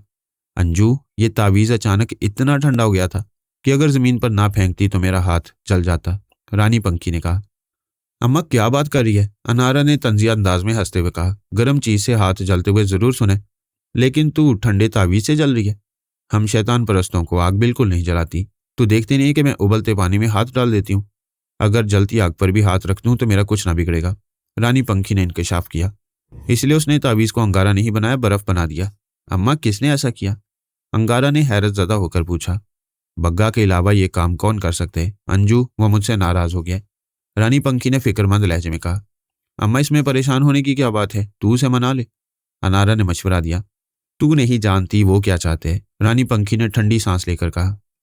मुझे तो बस इतना ही पता है कि वो तेरा मजनू है। अनारा ये कहकर हंसी। और अब ये जुनून इतना बढ़ गया कि वो बदला लेने पर उतरा है, रानी पंखी ने बताया। तो तू उसकी बात मान क्यों नहीं लेती? अनारा बोली। उसकी बात मानने का मतलब है कि जीते जी मर जाऊं। वो मुझे अपनी रानी बनाना चाहते हैं। रानी पंखी ने अनारा के सामने किसी सहेली की तरह राज उगल दिया। ये कोई पाप तो नहीं? अनारा बोली। वैसे भी वो काली दुनिया का बासर शख्स है। उसने तुझे रानी का खिताब दिलवाया, उसी ने तेरे सर पर ताज सजाया, फिर तू क्यों भाग रही है? हाँ अंजू, तेरी ये बात ठीक है कि उसके मुझ पर अनगिनत एहसानात हैं। वो बचपन से मेरे साथ है। इस अग्निपथ पर एक तरह से उसने मुझे उंगली पकड़कर चलना सिखाया है। एक इंसान शैतान औरत को यह एजाज उसी की बदौलत मिला है। ये सब अपनी जगह दुरुस्त है, लेकिन मेरा मसला ये है कि अगर मैं उसकी रानी बन गई तो ये अग्निपथ यहीं तमाम हो जाएगा। बग्गा को रानियों की कमी नहीं, लेकिन मेरी परवाज़ रुक जाएगी, मेरे पर कट जाएंगे। बग्गा मेरी मंजिल नहीं, मुझे बड़े शैतान तक पहुंचना है। रानी पंखी ने बहुत साफ लफ्जों में उसे समझाया। अगर उसे रानियों की कमी नहीं है तो फिर वो तेरे इंतजार में क्यों है? अनारा ने सवाल उठाया। जैसा मैंने तुझे बताया, वो बचपन से मेरे साथ है, मैं उसकी चाहत हूँ। फिर मेरा इंसान होना उसके लिए बायसे कशिश है। वो बेचारा भी क्या करे, मेरी जवानी तूफान उठा देने वाली थी। अंजू, तुझ में मेरी थोड़ी बहुत झलक है। रानी पंखी ये कहकर हंसी। अम्मा, मैं जानती हूँ तेरी आंखों में अब भी बड़ी कशिश है, पर अम्मा, अब तू बुढ़िया हो गई। बग्गा अभी तक तेरा क्यों दीवाना है? अनारा ने पूछा। अंजू, ये शरीर इस दुनिया तक है, दुनिया छोड़ते ही मनपसंद रूप मिल जाता है। बग्गा यही तो चाहता है कि मैं इस दुनिया को छोड़ दूं, जीते जी मर जाऊं। दुनिया छोड़ते ही तरक्की मिल जाएगी। बग्गा मेरी मंजिल नहीं, इसीलिए उसकी रानी बनने से इनकारी हूं। अम्मा, तेरे इस झगड़े में मुझे ना नुकसान पहुंच जाए। अनारा फिक्रमंद होकर बोली। तुझे कुछ नहीं होगा, मैं बग्गा को संभाल लूंगी, तू परेशान हो। रानी पंखी ने तावीज की तरफ हाथ बढ़ाते हुए कहा। देखती हूँ गर्म हुआ कि नहीं। रानी पंखी ने एहतियात से चांदी के तावीज को छुआ तो वो उसे ठंडा न लगा। उसने तावीज उठाकर मुट्ठी में ले लिया और फसकड़ा मारकर बैठती हुई बोली, चल अंजू, तैयार हो जा। अम्मा, मैं तैयार हूँ, अंजू फौरन बोली। अच्छा, फिर सामने देख, बोल क्या नजर आ रहा है? रानी पंखी ने पूछा। अम्मा, मेरे सामने एक बस है जो मुसाफिरों से भरी हुई है, और 17-18 साल की लड़की बस से उतर रही है। अच्छी प्यारी लड़की है, उसने नीले रंग की चादर ओढ़ रखी है, अनारा ने बताया। इस लड़की का नाम रोशन है और ये तू है, रानी पंखी ने बताया। अम्मा, ये बस से उतरकर कहाँ जा रही है? अनारा ने पूछा। इसकी किस्मत फूटने वाली है, रानी पंखी ने जवाब दिया। अम्मा, फिर तो इसे रोकना, इसे बर्बाद होने से बचा, अनारा ने परेशान होकर कहा। इसे मैं क्या कोई भी गड्ढे में गिरने से नहीं बचा सकता, यह वक्त हाथ नहीं आता। अब तू चुपचाप देखती जा और सुनती जा। अनारा ने देखा कि रोशना बस से उतरकर ठीले वालों की तरफ बढ़ी। बस में उसके माँ बाप मौजूद थे। वो उनके साथ अपने गांव जा रही थी। वहां उसके चचा की बेटी की शादी थी। चचाजाद बहन के साथ रईसा उसकी सहेली भी थी। दोनों का बचपन साथ गुजरा था, इसलिए वो खुशी खुशी शादी में शिरकत के लिए जा रही थी। ये एक गरीब घराना था जो घरेलू मुलाजमाओं के तौर पर काम करके जिंदगी काटता था। रोशना को बस से बंद कबाब का ठीला नजर आया तो उसने अपनी माँ से कहा, अम्मा, मुझे भूख लग रही है, मैं ठीले से बंद कबाब ले आऊं? क्या तेरे लिए लाऊं? मेरे लिए ही नहीं, अपने अब्बा के लिए भी ला। रोशना की माँ ने अपनी कमीज से छोटा सा परस निकालकर उसे पैसे देते हुए ताकीद की। रोशना, पर छेती आ, गाड़ी टूरने वाली है। अच्छा अम्मा, रोशना पैसे लेते ही खड़ी हो गई। बस से उतरकर उसने ठीले की तरफ नजर की। ठीले वाला बन को छुरी से काट रहा था। एक मुसाफिर उसके सामने खड़ा था। उस वक्त दोपहर का वक्त था, सख्त गर्मी थी। रोशना तेजी से ठीले की तरफ बढ़ी। बस से उतरते ही रोशना पर दो बदकमाश बंदों की नजर पड़ी। दोनों ने एक दूसरे को मुस्कुराकर देखा। इस मकरूम मुस्कुराहट के साथ ही वो दोनों एक्शन में आ गए। उनके कंधों पर रुमाल पड़े हुए थे और सर पर टोपियां थी। शलवार कमीज में मलबूस इन मकरू चेहरों ने कंधों से रुमाल उतारकर अपने हाथ में ले लिए और रोशना के दाएं बाएं खड़े हो गए, कुछ इस तरह जैसे वो उसके साथ हों। रोशना का ऑर्डर सुनकर बंद कबाब वाला अपने काम में मसरूफ हुआ। उन दोनों ने अपने रुमाल हवा में लहराए, कुछ इस अंदाज से जैसे रुमाल झाड़ रहे हों। अचानक रोशना को अपने चेहरे पर हवा महसूस हुई और फिर चंद सेकंड के बाद वो अपने हवासों में न रही। उसे गिरते देखकर उन दोनों बदकमाशों ने उसे संभाला। इतनी देर में खाईरूफ गाड़ी उनके सामने आ खड़ी हुई। दरवाजा खोलकर दोनों ने रोशना को गाड़ी में डाला और गाड़ी जेट की रफ्तार से वहां से रवाना हो गई। इतनी देर में ठीले वाला कुछ समझता, वो गाड़ी नजरों से ओझल हो चुकी थी। ये मुश्किल से 2-3 मिनट का ऑपरेशन था। रोशना की माँ बस में बैठी अपनी बेटी पर नजर रखे हुए थी। उसने रोशना को ठीले की तरफ बढ़ते, ठीले के सामने रुकते देखा। इतनी देर में गाड़ी रोशना के और उसके बीच आ गई। उसी वक्त ड्राइवर ने बस का हॉर्न बजाकर मुसाफिरों को अलर्ट किया। रोशना की माँ ने ड्राइवर को देखा और सोचा कि वो अपनी बेटी के बारे में बताए कि वो बस से बाहर है। फिर ये सोचकर रह गई कि अभी तो उसने पहला हॉर्न दिया है और इस वक्त कई मुसाफिर बाहर हैं। इतनी देर में तो रोशना बंद कबाब लेकर आ जाएगी। जब उसने पलटकर ठीले वाले की तरफ देखा तो हाई रूफ गाड़ी वहां से जा चुकी थी और रोशना ठीले पर मौजूद न थी। इसका मतलब है कि वो बस की तरफ चल पड़ी है। उसने इत्मीनान का सांस लिया। उसे अंदाजा नहीं था कि उसका इत्मीनान लुट चुका है। इत्मीनान का सांस उन दोनों बदकमाशों ने भी लिया था। वो बहुत खुश थे। उन्हें उम्मीद नहीं थी कि इतनी आसानी से उनके जाल में मछली फंस जाएगी, और मछली भी सुनहरी। रोशना को उन्होंने 4K की चौरंगी के नजदीक एक गोट के पुख्ता मकान में पहुंचाया। उसे उन्होंने अधेड़ उम्र मुलाजमा जन्नत बीबी के हवाले किया। उसे हदायत की कि रोशना के होश में आने के बाद इसका खास ख्याल रखे। अगर कोई मसला हो तो वो उन्हें मोबाइल फोन पर आगाह कर दे, और ये कि वो रात तक वापस आएंगे। जन्नत बीबी, जिसका नाम असल में दोजख बीबी होना चाहिए था, उसने इत्मीनान दिलाया कि वो पूरे इत्मीनान से जाएं। वो लड़की के होश में आने के बाद उसे संभाल लेगी। उनके जाने के बाद जन्नत बीबी ने अंदर से ताला लगाया, जबकि वो लोग घर के बाहर भी ताला डाल गए थे और उन्होंने हाई रूफ के बजाय एक और छोटी गाड़ी ले ली थी। वो हाई रूफ को दरवाजे के नज़दीक गली में खड़ी करके गए थे। जन्नत बीबी ने बेड पर लेटी रोशना के हाथ पांव सीधे किए और उसकी चादर खींचकर एक तरफ डाली। उसने लड़की के वजूद का जायजा लिया। वो गोरी चिट्टी अच्छे नकूश वाली लड़की थी। उसका मुंह और सरापा उसकी कम उम्री की दलील था। अपने लिबास से किसी छोटे घराने की महसूस हो रही थी। जन्नत बीबी को अंदाजा था कि वो कितनी देर में होश में आएगी, इसलिए उसने पंखा मजीद तेज किया और कमरे का दरवाजा बंद करके इसे मुकफ्फल कर दिया और अपने कमरे में आकर बेड पर लेट गई। इस वक्त कोई काम ना था, खाना वो खा चुकी थी, बस अब आराम ही करना था। वो कुछ देर इस नई मछली के बारे में सोचती रही। पता नहीं ये कौन है, इसे कहाँ से उठाया गया है, यह सब उसके होश में आने के बाद ही पता चलेगा। सोचते सोचते उसकी आंख लग गई और वो गहरी नींद में चली गई। आंख उस वक्त खुली जब जोर जोर से दरवाज़ा पीटे जाने की आवाज़ उसके कानों में पड़ी। हवासों में आई तो उसे एहसास हुआ कि बराबर वाले कमरे का दरवाज़ा पीटा जा रहा है। इसका मतलब है कि लड़की को होश आ गया। वो फौरन उठी। उसने सेन में मौजूद धूप का जायजा लिया। धूप ढल रही थी। इसका मतलब है कि वो खासी देर सोई है। ताला खोलकर वो गुस्सीले अंदाज में कमरे में दाखिल हुई और पलटकर ताला लगा दिया और चाबी कमीज के गिरेबान में डालकर बोली, क्या हो गया तुझे, क्यों शोर मचा रही है? उसका लहजा इंतहाई सख्त था। रोशना को एक औरत को कमरे में आते देखकर कुछ इत्मीनान हुआ। ये औरत उसकी माँ की उम्र की थी, लेकिन इसके चेहरे पर ममता की बजाय करख्तगी थी।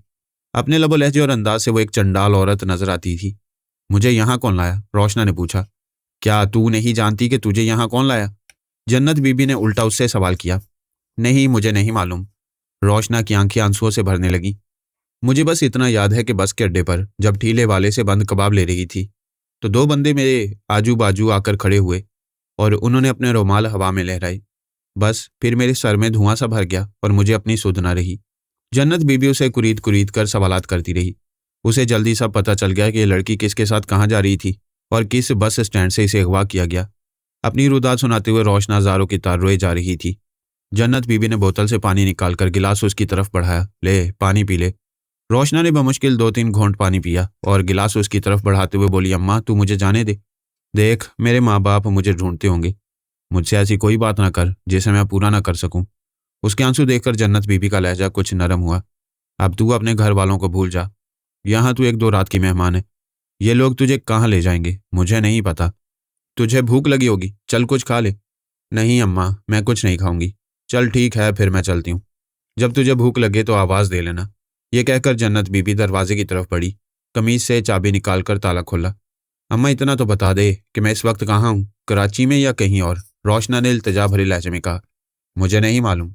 जन्नत बीबी ने यकदम अपना लहजा बदल कर कहा और दरवाज़ा खोलकर बाहर निकल गई। उसने दरवाजे को ताला लगाया और किचन की तरफ बढ़ गई। रोशना वक्फे वक्फे से दरवाज़ा पीटती रही, रोती रही, फरियाद करती रही। जब उसने ज्यादा परेशान किया तो जन्नत बीबी ने इंतहाई सख्त लहजे में कहा, मैं तुझे रोटी के सिवा कुछ नहीं दे सकती। रोटी चाहिए तो बोल। अगर तूने ज्यादा परेशान किया तो तेरे मुंह पर तेजाब फेंक दूंगी।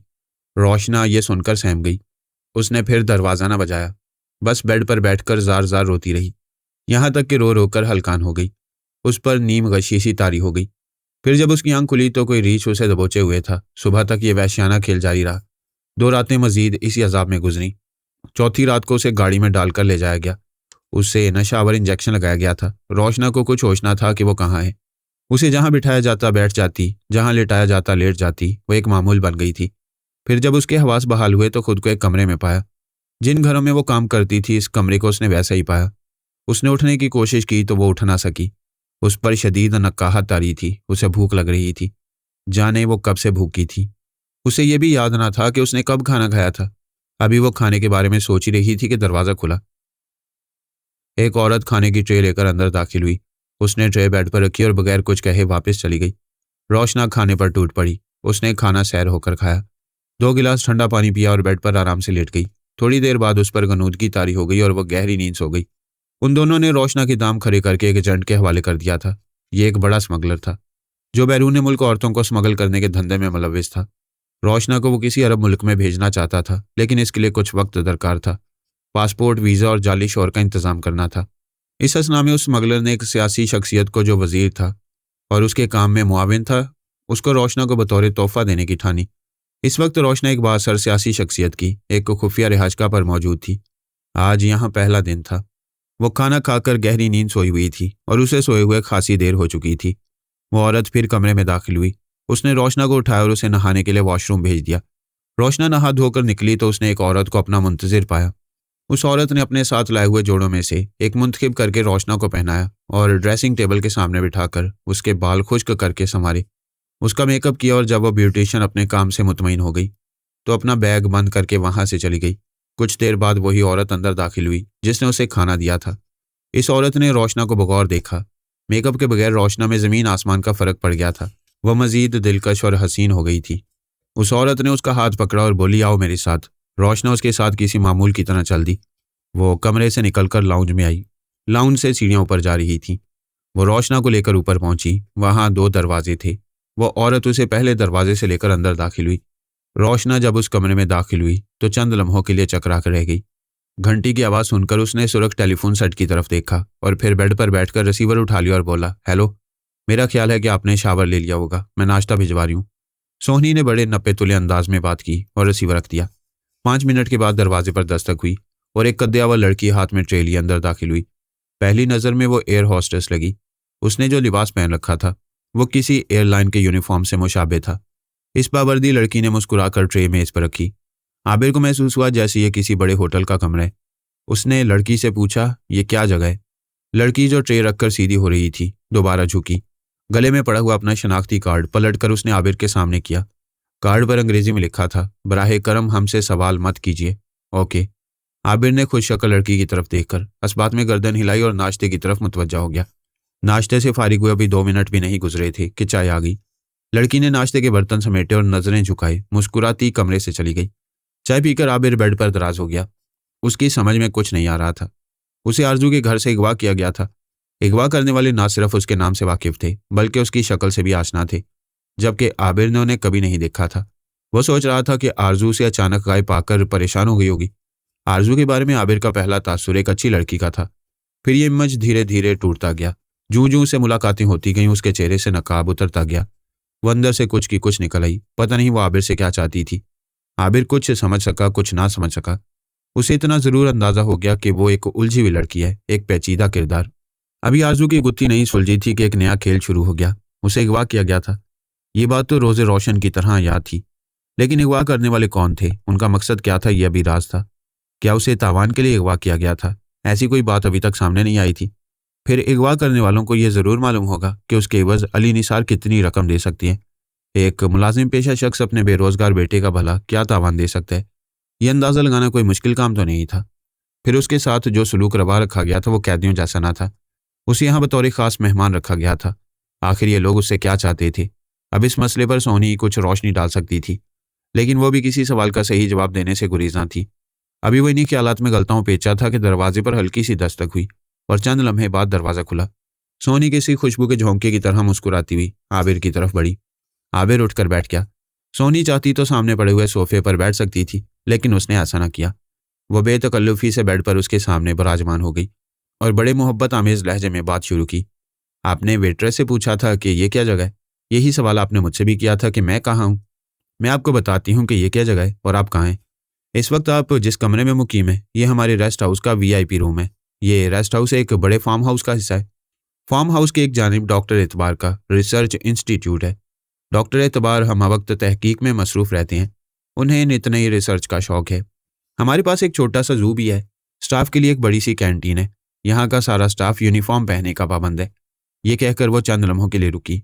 सोनी साहिबा, मुझे क्यों पाबंद किया गया है, ये बताना पसंद करेंगी? आबिर ने फौरन सवाल किया। ये बात आपको डॉक्टर एतबार बताएंगे, सोनी बोली। क्या मुझे डॉक्टर एतबार के ईमा पर अगवा किया गया है? आबिर ने पूछा।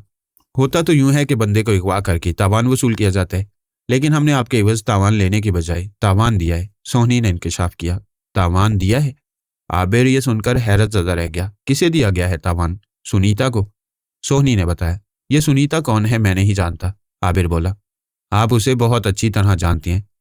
ये कहकर उसने अपना मोबाइल ऑन किया और चंद लम्हों बाद मोबाइल का रुख आबिर की जानिब करते हुए कहा, ये देखें। स्क्रीन पर जो तस्वीर नजर आई उसे देखकर आबिर को सख्ता सा हो गया। वो परेशान होकर बोला, ये तो आरजू है, डॉक्टर आरजू, एक पेंटर।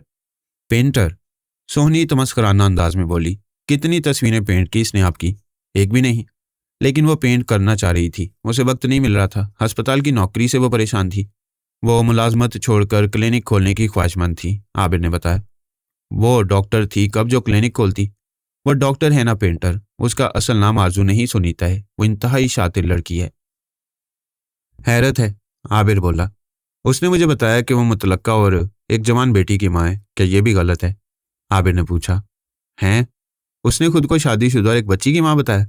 सोनी ने जोरदार कहका लगाया। फिर वो वाकई बड़ी फनकार है। इसका मतलब है कि बच्ची और शादी से मुतल्लिक उसने झूठ बोला, आबिर ने कहा। जी बिल्कुल। वो झूठ बड़े एतमाद से बोलती है। वो डॉक्टर है ना पेंटर। फिर उसका गुजारा किस तरह होता है? वो 60,000 रुपये अपार्टमेंट का किराया देती है। उसे ड्रिंक की भी आदत है।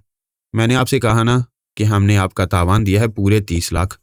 सोनी ने मुस्कुराकर कहा। वो बहुत ऊंचे हाथ मारने की आदी है। वो अपने खूबसूरत होने का पूरा पूरा फायदा उठाती है। उसका आना जाना आला सतह पर है। वो दोनों हाथों से दौलत समेट रही है। उसे अखराजात की क्या परवाह। मैं एक बार उससे मिलने जरूर जाऊंगा। उस झूठी को आईना दिखाऊंगा। आबिर के लहजे में गुस्सा था। अब आप उससे कभी नहीं मिल सकेंगे। 1 हफ्ते के अंदर वो अपार्टमेंट छोड़ देगी। मोबाइल की सिम भी तब्दील हो जाएगी। अब आप उसे भूल जाएं। मेरा उससे कोई जज्बाती लगाव नहीं, बस उसके फरेब देने पर गुस्सा है, आबिर ने कहा। ये दुनिया है, सोनी ने फलसफा भिखारा। जो मुझे ढूंढ रही है? आबिर को अचानक बाबा दुनिया का ख्याल आया। क्या मतलब? सोनी बोली। मैं समझी नहीं। आप समझ भी नहीं सकती, आबिर मुस्कुराया। एक बात बताएं, जो लोग मुझे अगवा करने आए थे वो मेरे नाम और चेहरे से कैसे वाकिफ थे? बता देती हूँ, बल्कि दिखा देती हूँ, सोनी ने अपना मोबाइल ऑन करते हुए कहा। सोनी के मोबाइल में आबिर की वो तमाम तस्वीरें मौजूद थीं जो आरजू ने अपने डिजिटल कैमरे से उतारी थीं। इसके अलावा कुछ वीडियो क्लिप्स भी थे जिनमें आबिर और आरजू को लाउंज में बैठे दिखाया गया था। आबिर को अपने सवाल का जवाब मिल गया था। अब उससे मजीद कुछ पूछने की जरूरत न रही। सोनी ने अपना कीमती मोबाइल ऑफ किया और उसे बेड पर डाला। मुस्कुरा कर बोली, आबिर साहब, कोई और सवाल? इसका मतलब है कि आरजू आपकी एजेंट थी और उसने मुझे ट्रैप किया था। वो हमारी अब भी एजेंट है। उसने आपको ट्रैप अपने लिए किया था। वो आप पर फरीफ्ता हो गई थी, लेकिन आपके रवैये की वजह से वो कोई फ़ायदा ना उठा सकी। इस हसना में जब हमने आपको ओके कर दिया तो उसने आपके दाम खड़े कर लिए। आबिर साहब, यही दुनिया है। यहाँ जिसको मौका मिलता है दूसरे को बेचकर फ़ायदा उठा लेता है। चलें, आरजू या सुनीता, जो भी उसका नाम था, उसने अपने दाम खड़े कर लिए। लेकिन अब सवाल यह है कि खरीदने वालों ने मुझे इतने महंगे दाम क्यों खरीदा? आबिर ने पूछा। आबिर साहब, आपसे ये किसने कहा कि आपको महंगे दाम खरीदा? क्या है? आप नहीं जानते कि आप हमारे लिए कितने कीमती हैं। वो हंसी। आखिर ऐसा क्या है मुझ में? कुछ मुझे भी तो पता चले। आपको डॉक्टर एतबार ने सिलेक्ट किया है। आपके बारे में वही कुछ बता सकेंगे। मैं इतना जानती हूँ कि वो हीरा शनास हैं। सोनी ने बड़ी यकीन से कहा। आपको भी शायद उन्होंने ही सिलेक्ट किया होगा, आबिर मुस्कुराया। हाँ, इंतखाब तो मैं उन्हीं का हूँ, लेकिन मैं खुद को हीरा मानने के लिए तैयार नहीं। हीरे को अपने बारे में कब मालूम होता है कि वो हीरा है? हीरे की कदर तो जौहरी ही जानता है, आबिर ने हंसकर कहा। हाँ, ये बात तो आपने ठीक कही। आप डॉक्टर एतबार की कौन है? मेरा मतलब है कि आप यहाँ किस ओहदे पर फायज हैं? आबिर ने सवाल किया। मैं डॉक्टर एतबार की पर्सनल सेक्रेटरी हूँ। उनके पर्सनल मामला देखती हूँ। यूँ समझे बड़ी हद तक उनकी पर्सनल हूँ। मैं उनकी आधी बीवी हूँ। सोनी ने बात इतने इत्मीनान से कही कि वो उसकी शक्ल देखता रह गया। मैं समझा नहीं, बिलाखिर उसने पूछा। अरे बाबा, मेरा उनसे रिश्ता भी है। मैं उनकी साली हूँ, सोनी ने वजाहत की। यूं बोले ना, आबिर ने हंसते हुए कहा। इतने में दरवाजे पर दस्तक हुई। आबिर ने चौंक कर सोनी को देखा। इस कमरे में चारों तरफ आईने लगे हुए थे। हत्ता की छत भी आईनों से मुज़य्यन थी।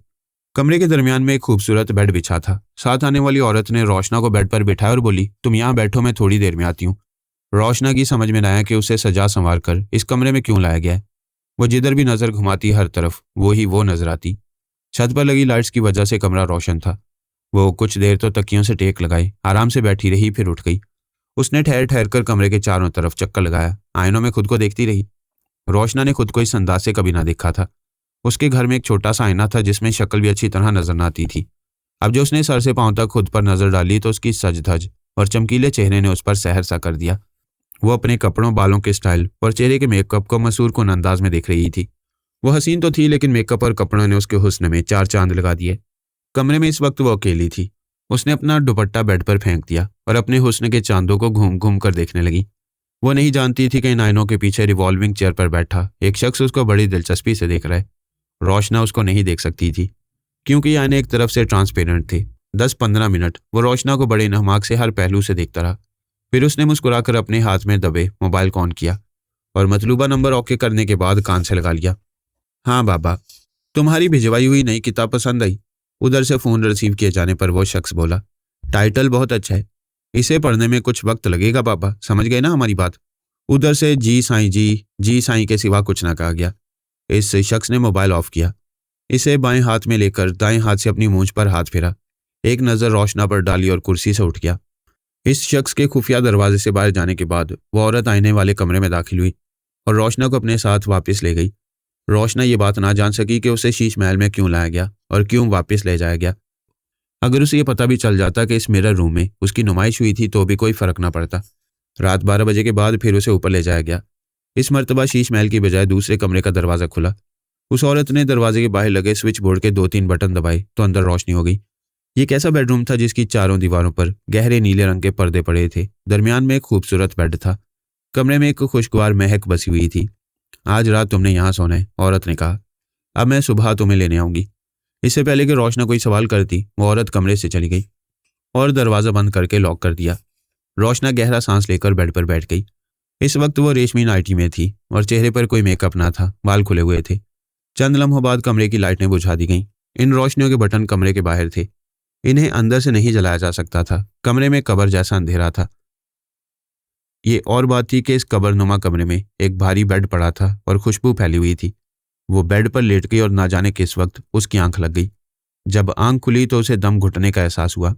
परेशान न हो, सोनी ने उसे चौंकते हुए देखकर कहा। कॉफी आई है। फिर उसने मोबाइल फोन उठाकर यस कहा और मोबाइल बेड पर डाल दिया।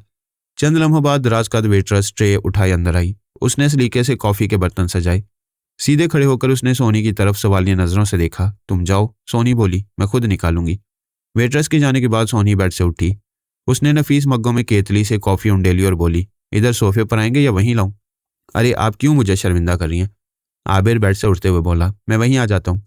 तब सोनी सोफे पर ही बैठ गई और उसने कॉफी का मग आबिर के सामने रखा। सोनी साहिबा, मेरा मोबाइल फोन कहाँ है? आबिर ने पूछा। आप कहीं फोन करना चाहती हैं? सोनी बोली, जी, मेरे घर वाले सख्त परेशान होंगे, मैं चाहता हूं उनसे बात कर लूं। आपको नंबर याद है? सोनी ने पूछा। जी, आबिर ने कॉफी का घोंट भरते हुए कहा। सोनी ने बेड पर पड़ा हुआ अपना मोबाइल फोन उठाया और किसी को हुक्म दिया, मोबाइल फोन।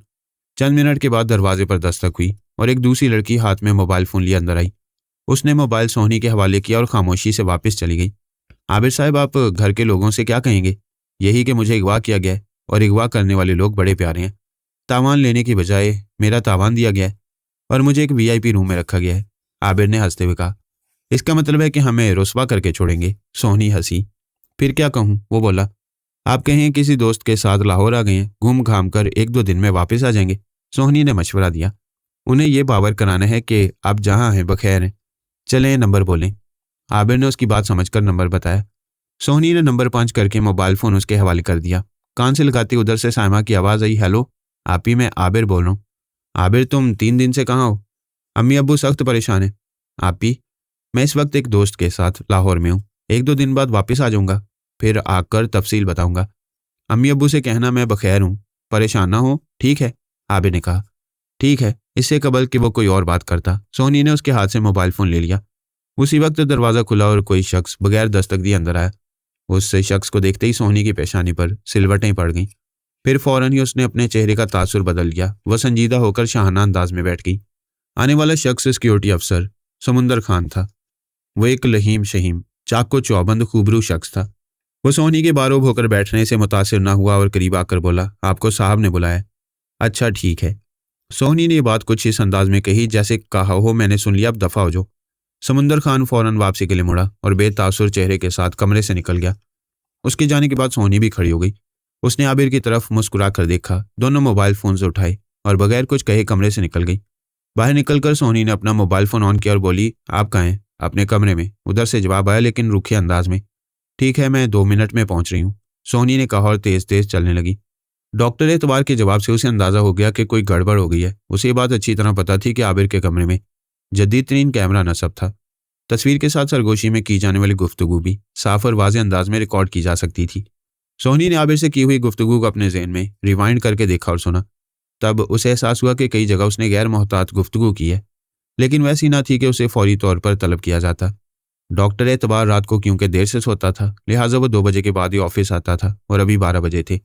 वो सोचने लगी क्या समुंदर खान ने कोई हाथ दिखाया है? ये भी हो सकता है कि जिस तरह वो सोच रही है उस तरह की कोई बात ना हो, कोई और ही अर्जेंट मामला हो। दरवाजे पर खड़े गार्ड ने उसे देखते ही दरवाज़ा खोल दिया। वो चेहरे पर मुस्कुराहट बखेर कर डॉक्टर एतबार के शानदार कमरे में दाखिल हुई। डॉक्टर एतबार दाएं जानिब अपनी आरामदेह कुर्सी पर बैठा पीछे की तरफ झुका नीम दराज था। वो बगैर कुछ कहे सोनी को अपनी जहां दीदा निगाहों से देखता रहा, यहाँ तक कि सोनी उसके सामने कुर्सी पर बराजमान हो गई। डॉक्टर एतबार 40-45 साल का वजीह शख्स था। उसके चेहरे पर मासूमियत थी जो उसके चेहरे की नुमायां खूबी थी। वह एक फुर्तीला शख्स था। उसके बाएं जानिब कई टेलीफोन रखे हुए थे। मेज पर 3 मोबाइल फोन करीने से सजे थे। सर, आपने बुलाया? सोहनी ने मुअद्दबाना अंदाज में कहा। सोहनी इफ्तिखार, आपको क्या हो गया? डॉक्टर एतबार का लहजा उखड़ा हुआ था। कोई गलती होगी सर? सोहनी फिक्रमंद हुई। मैंने अभी रूम 2 को स्क्रीन पर देखा। यह आपने क्या किया? उस लड़के की घर वालों से क्यों बात करा दी? डॉक्टर एतबार ने उस पर फर्द जुर्म आयद की। सर, मैंने नई सिम से बात कराई है और वो सिम मोबाइल से निकाल दी, सोहनी ने वजाहत की। जानता हूँ। डॉक्टर एतबार ने उसे देखा। लेकिन बात क्यों कराई? सर, वो बहुत परेशान था। आपने उसका ख्याल रखने को कहा था। ये मुश्किल से 1 मिनट की गुफ्तगू थी। उसने वो कहा जो मैंने उसे बताया, सोहनी ने मजीद वजाहत की। आपको मुझसे इजाज़त लेना चाहिए थी। आप नहीं जानती कि हमारे हाथ से तुरब का एक पत्ता निकल गया। डॉक्टर एतबार ने सरजनिश के अंदाज में कहा। सर, जाने इस लड़के में ऐसा क्या है कि मेहरबान होने को जी चाहता है? सोहनी नडर अंदाज में बोली। मेहरबान या फरीफ्ता? डॉक्टर एतबार ने उसे तेज नजरों से देखा। पता नहीं, सोहनी ने गहरा सांस लेकर कहा। लेकिन मुझे सब पता चल गया। डॉक्टर एतबार ने अपने लहजे को मायने खेज बनाया। मैंने इस पर 30 लाख रुपए इन्वेस्ट किए हैं। जब तक 30 लाख डॉलर ना बना लूं, मुझे चैन ना आएगा। मैं आपसे इसकी फाइल वापस ले रहा हूं। सर, ऐसा मत कीजिए। मेरे अलावा से कोई डील ना कर सकेगा, सोहनी यकीन से बोली। अच्छा, चलो ठीक है। डॉक्टर एतबार को अचानक कुछ याद आया। उसने फौरन अपना मूड बदला। लेकिन आइंदा से कोई गलती ना हो। नहीं होगी, सोहनी ने बगैर किसी नदामत के कहा। आज वो लड़कियों के इंटरव्यू होने वाले थे, उनका क्या हुआ? डॉक्टर एतबार ने मुस्कुराते हुए कहा। इंटरव्यू 4 बजे रखा है। आपके लिए 15 लड़कियां मुंतखब की हैं। सोहनी ने उसे मुस्कुराती हुई नजरों से देखा। उन्हें मेरे कमरे में भेजने से पहले अच्छी तरह समझा तो दोगी ना? डॉक्टर एतबार हंसा। जी जीजा जी, बहुत अच्छी तरह। सोहनी ने उसकी तरफ खास अंदाज से देखकर कहा। लैब असिस्टेंट की 2 असामियां खाली थी। बीएससी लड़कियां मांगी गई थी। 50 लड़कियों ने दरख्वास्तें भिजवाई थी, जिनमें से सोहनी ने तस्वीरें देखकर 15 लड़कियां कॉल की थी। इस वक्त लड़कियां बड़े कमरे में मौजूद थीं और सोहनी एक एक करके लड़कियों को अच्छी तरह समझाकर भेजती जा रही थी। वो उन्हें समझा रही थी, देखिए, इंटरव्यू करने के बाद अगर सर ने आपको सिलेक्ट कर लिया तो वो आपका हाथ पकड़कर देखेंगे। सर बहुत अच्छे पामिस्ट हैं। वो हाथ देखकर ये अंदाज़ा लगाएंगे कि आपको किस ब्रांच में भेजा जाए, ठीक है? अब घर से मुलाजमत के लिए आने वाली मजबूर लड़की ठीक है कि जवाब में जी अच्छा ना कहती तो क्या कहती? ये डॉक्टर एतबार अजब फितरत का आदमी था। नाम उसका एतबार था, लेकिन इंतहाई नाकाबिल एतबार था। वो बस पैसे का दीवाना था, ज़रपरस्त था, मिनटों में बंदे को शीशे में उतारने वाला, किसी को बेटा, किसी को बहन और किसी को बाप बनाने वाला। वह इंसान को खरीदना जानता था और किसी को सस्ते दामों नहीं खरीदता था। अगर बंदा 50 लाख कहे तो वो 25 लाख अदा करता। अगर कोई 200 गज के मकान पर राजी हो सकता था, वो उसे 1000 गज का बंगला अता करता। अगर कोई बिकने को राजी ना होता तो उसके गिर्द ऐसा जाल बुनता कि वो शख्स निकलने के लिए घुटने टेकने पर मजबूर हो जाता। उसके नज़दीक हर शख्स की कोई ना कोई कीमत थी और वो उसकी कीमत से 5 गुना ज्यादा देने का आदी था। वो इसे अपनी इन्वेस्टमेंट समझता था। 1 पर 5 देकर 10 कमाने का आदी था। एक ज़माने में उसे साइकिल भी मुयस्सर ना थी, अब उसके पास ज़ाती हेलीकॉप्टर और प्लेन मौजूद था। वो खुद ज़रपरस्त था क्योंकि उसकी ज़र वालों से दोस्ती थी। सियासतदानों को वो मुट्ठी में रखता। प्रिंट और इलेक्ट्रॉनिक मीडिया के कई बड़े उसके ज़र खरीद थे। बुनियादी तौर पर वह एक अच्छा साइंसदान था। उसने इंसानी दिमाग पर खासा काम किया। ये काम उसने इंसानी बहबूद के लिए नहीं बल्कि इंसान को नुकसान पहुंचाने के लिए किया था। उसकी इस मनफी रिसर्च के लिए एक बड़ा मुल्क इस पर हम वक्त डॉलर की बारिश करने के लिए तैयार रहता। डॉक्टर एतबार ने पूरे मुल्क में लैब्स कायम कर रखी थी। कई अस्पताल खोल रखे थे। लाहौर के नवाह में उसने एक बड़े फार्म हाउस पर अपनी खुफिया सरगर्मियां जारी रखी हुई थी। मनफी तहकीक के अलावा ज़र वालों के लिए एक गोशा ऐश मुख्तस कर रखा था। यहाँ वो लोग आते, पुरसुकून जिंदगी गुजारते और चले जाते, किसी को कानो कान खबर न होती। डॉक्टर एतबार ने आरजू के घर की वीडियो क्लिप्स देखकर आबिर को अपने काम के लिए मुंतखब कर लिया था। डॉक्टर एतबार ने यादों के हवाले से खासा काम किया था। उसे मालूम था कि इंसान जब चाहे अपनी यादों को रिवाइंड करके देख सकता है। वह एक ऐसी चीज़ ईजाद करना चाहता था जिसके ज़रिए इंसानी जहन में महफूज यादों को रिकॉर्ड कर सके और इन मुजरिमाना यादों के ज़रिए उसे ब्लैकमेल करके अपना काम निकाला जा सके। डॉक्टर एतबार के इस प्रोजेक्ट में एक ताकतवर मुल्क ज़रूरत से ज़्यादा दिलचस्पी रखता था। अगर डॉक्टर एतबार किसी तरह इन मुजरिमाना यादों की माइक्रोफिल्म बनाने में कामयाब हो जाता तो इस टेक्नोलॉजी के मुंह मांगे दाम वसूल कर सकता था। गुजरे वक्त की माइक्रोफिल्म बनाकर किसी भी शरीफ इंसान की गलतियों के जरिए उसे बेदाम गुलाम बनाया जा सकता था। डॉक्टर एतबार का ये तजुर्बा अभी इब्तदाई स्टेज में था, लेकिन वो पूरी उम्मीद था कि बहुत जल्द अपने तजुर्बे में कामयाब हो जाएगा। इस तजुर्बे के लिए इंसानों की ज़रूरत थी और डॉक्टर एतबार कई इंसानों को इस तजुर्बे की भीड़ चढ़ा चुका था। कई नौजवान अपनी याददाश्त खो चुके थे। अब आबिर की बारी थी। आंख खुलने के बाद रोशना को दम घुटने का एहसास हुआ। जरा होश बहाल हुए तो उसने खुद को किसी की वहशियाना गिरफ्त में पाया। कोई अजदा उसके वजूद से लिपटा उसे डस रहा था। कमरे में मुकम्मल तारीकी थी, इतनी के हाथ को हाथ सुझाई ना देता था। कौन हो तुम? रोशना ने मुजाहमत करनी चाहिए, लेकिन सवाल यह था कि अगर उसे पहचान कराना होती तो उसके मुकद्दर की तरह इस कमरे को तारीक करने की क्या जरूरत थी। वो काला चोर था और काले चोर कभी हाथ आती हैं और ना उनको कोई शनाख्त कर सकते। समाज में उनकी हैसियत बड़ी मुक्तदर होती है। बस फिर ये अंधेरा कमरा रोशना का मुकद्दर बन गया। कितने दिन गुजरे कि कितने माह बीते, रोशना को अंदाजा न हो सका। उसका जहन हर वक्त माऊफ रहता। वो बेहिसी हो गई थी।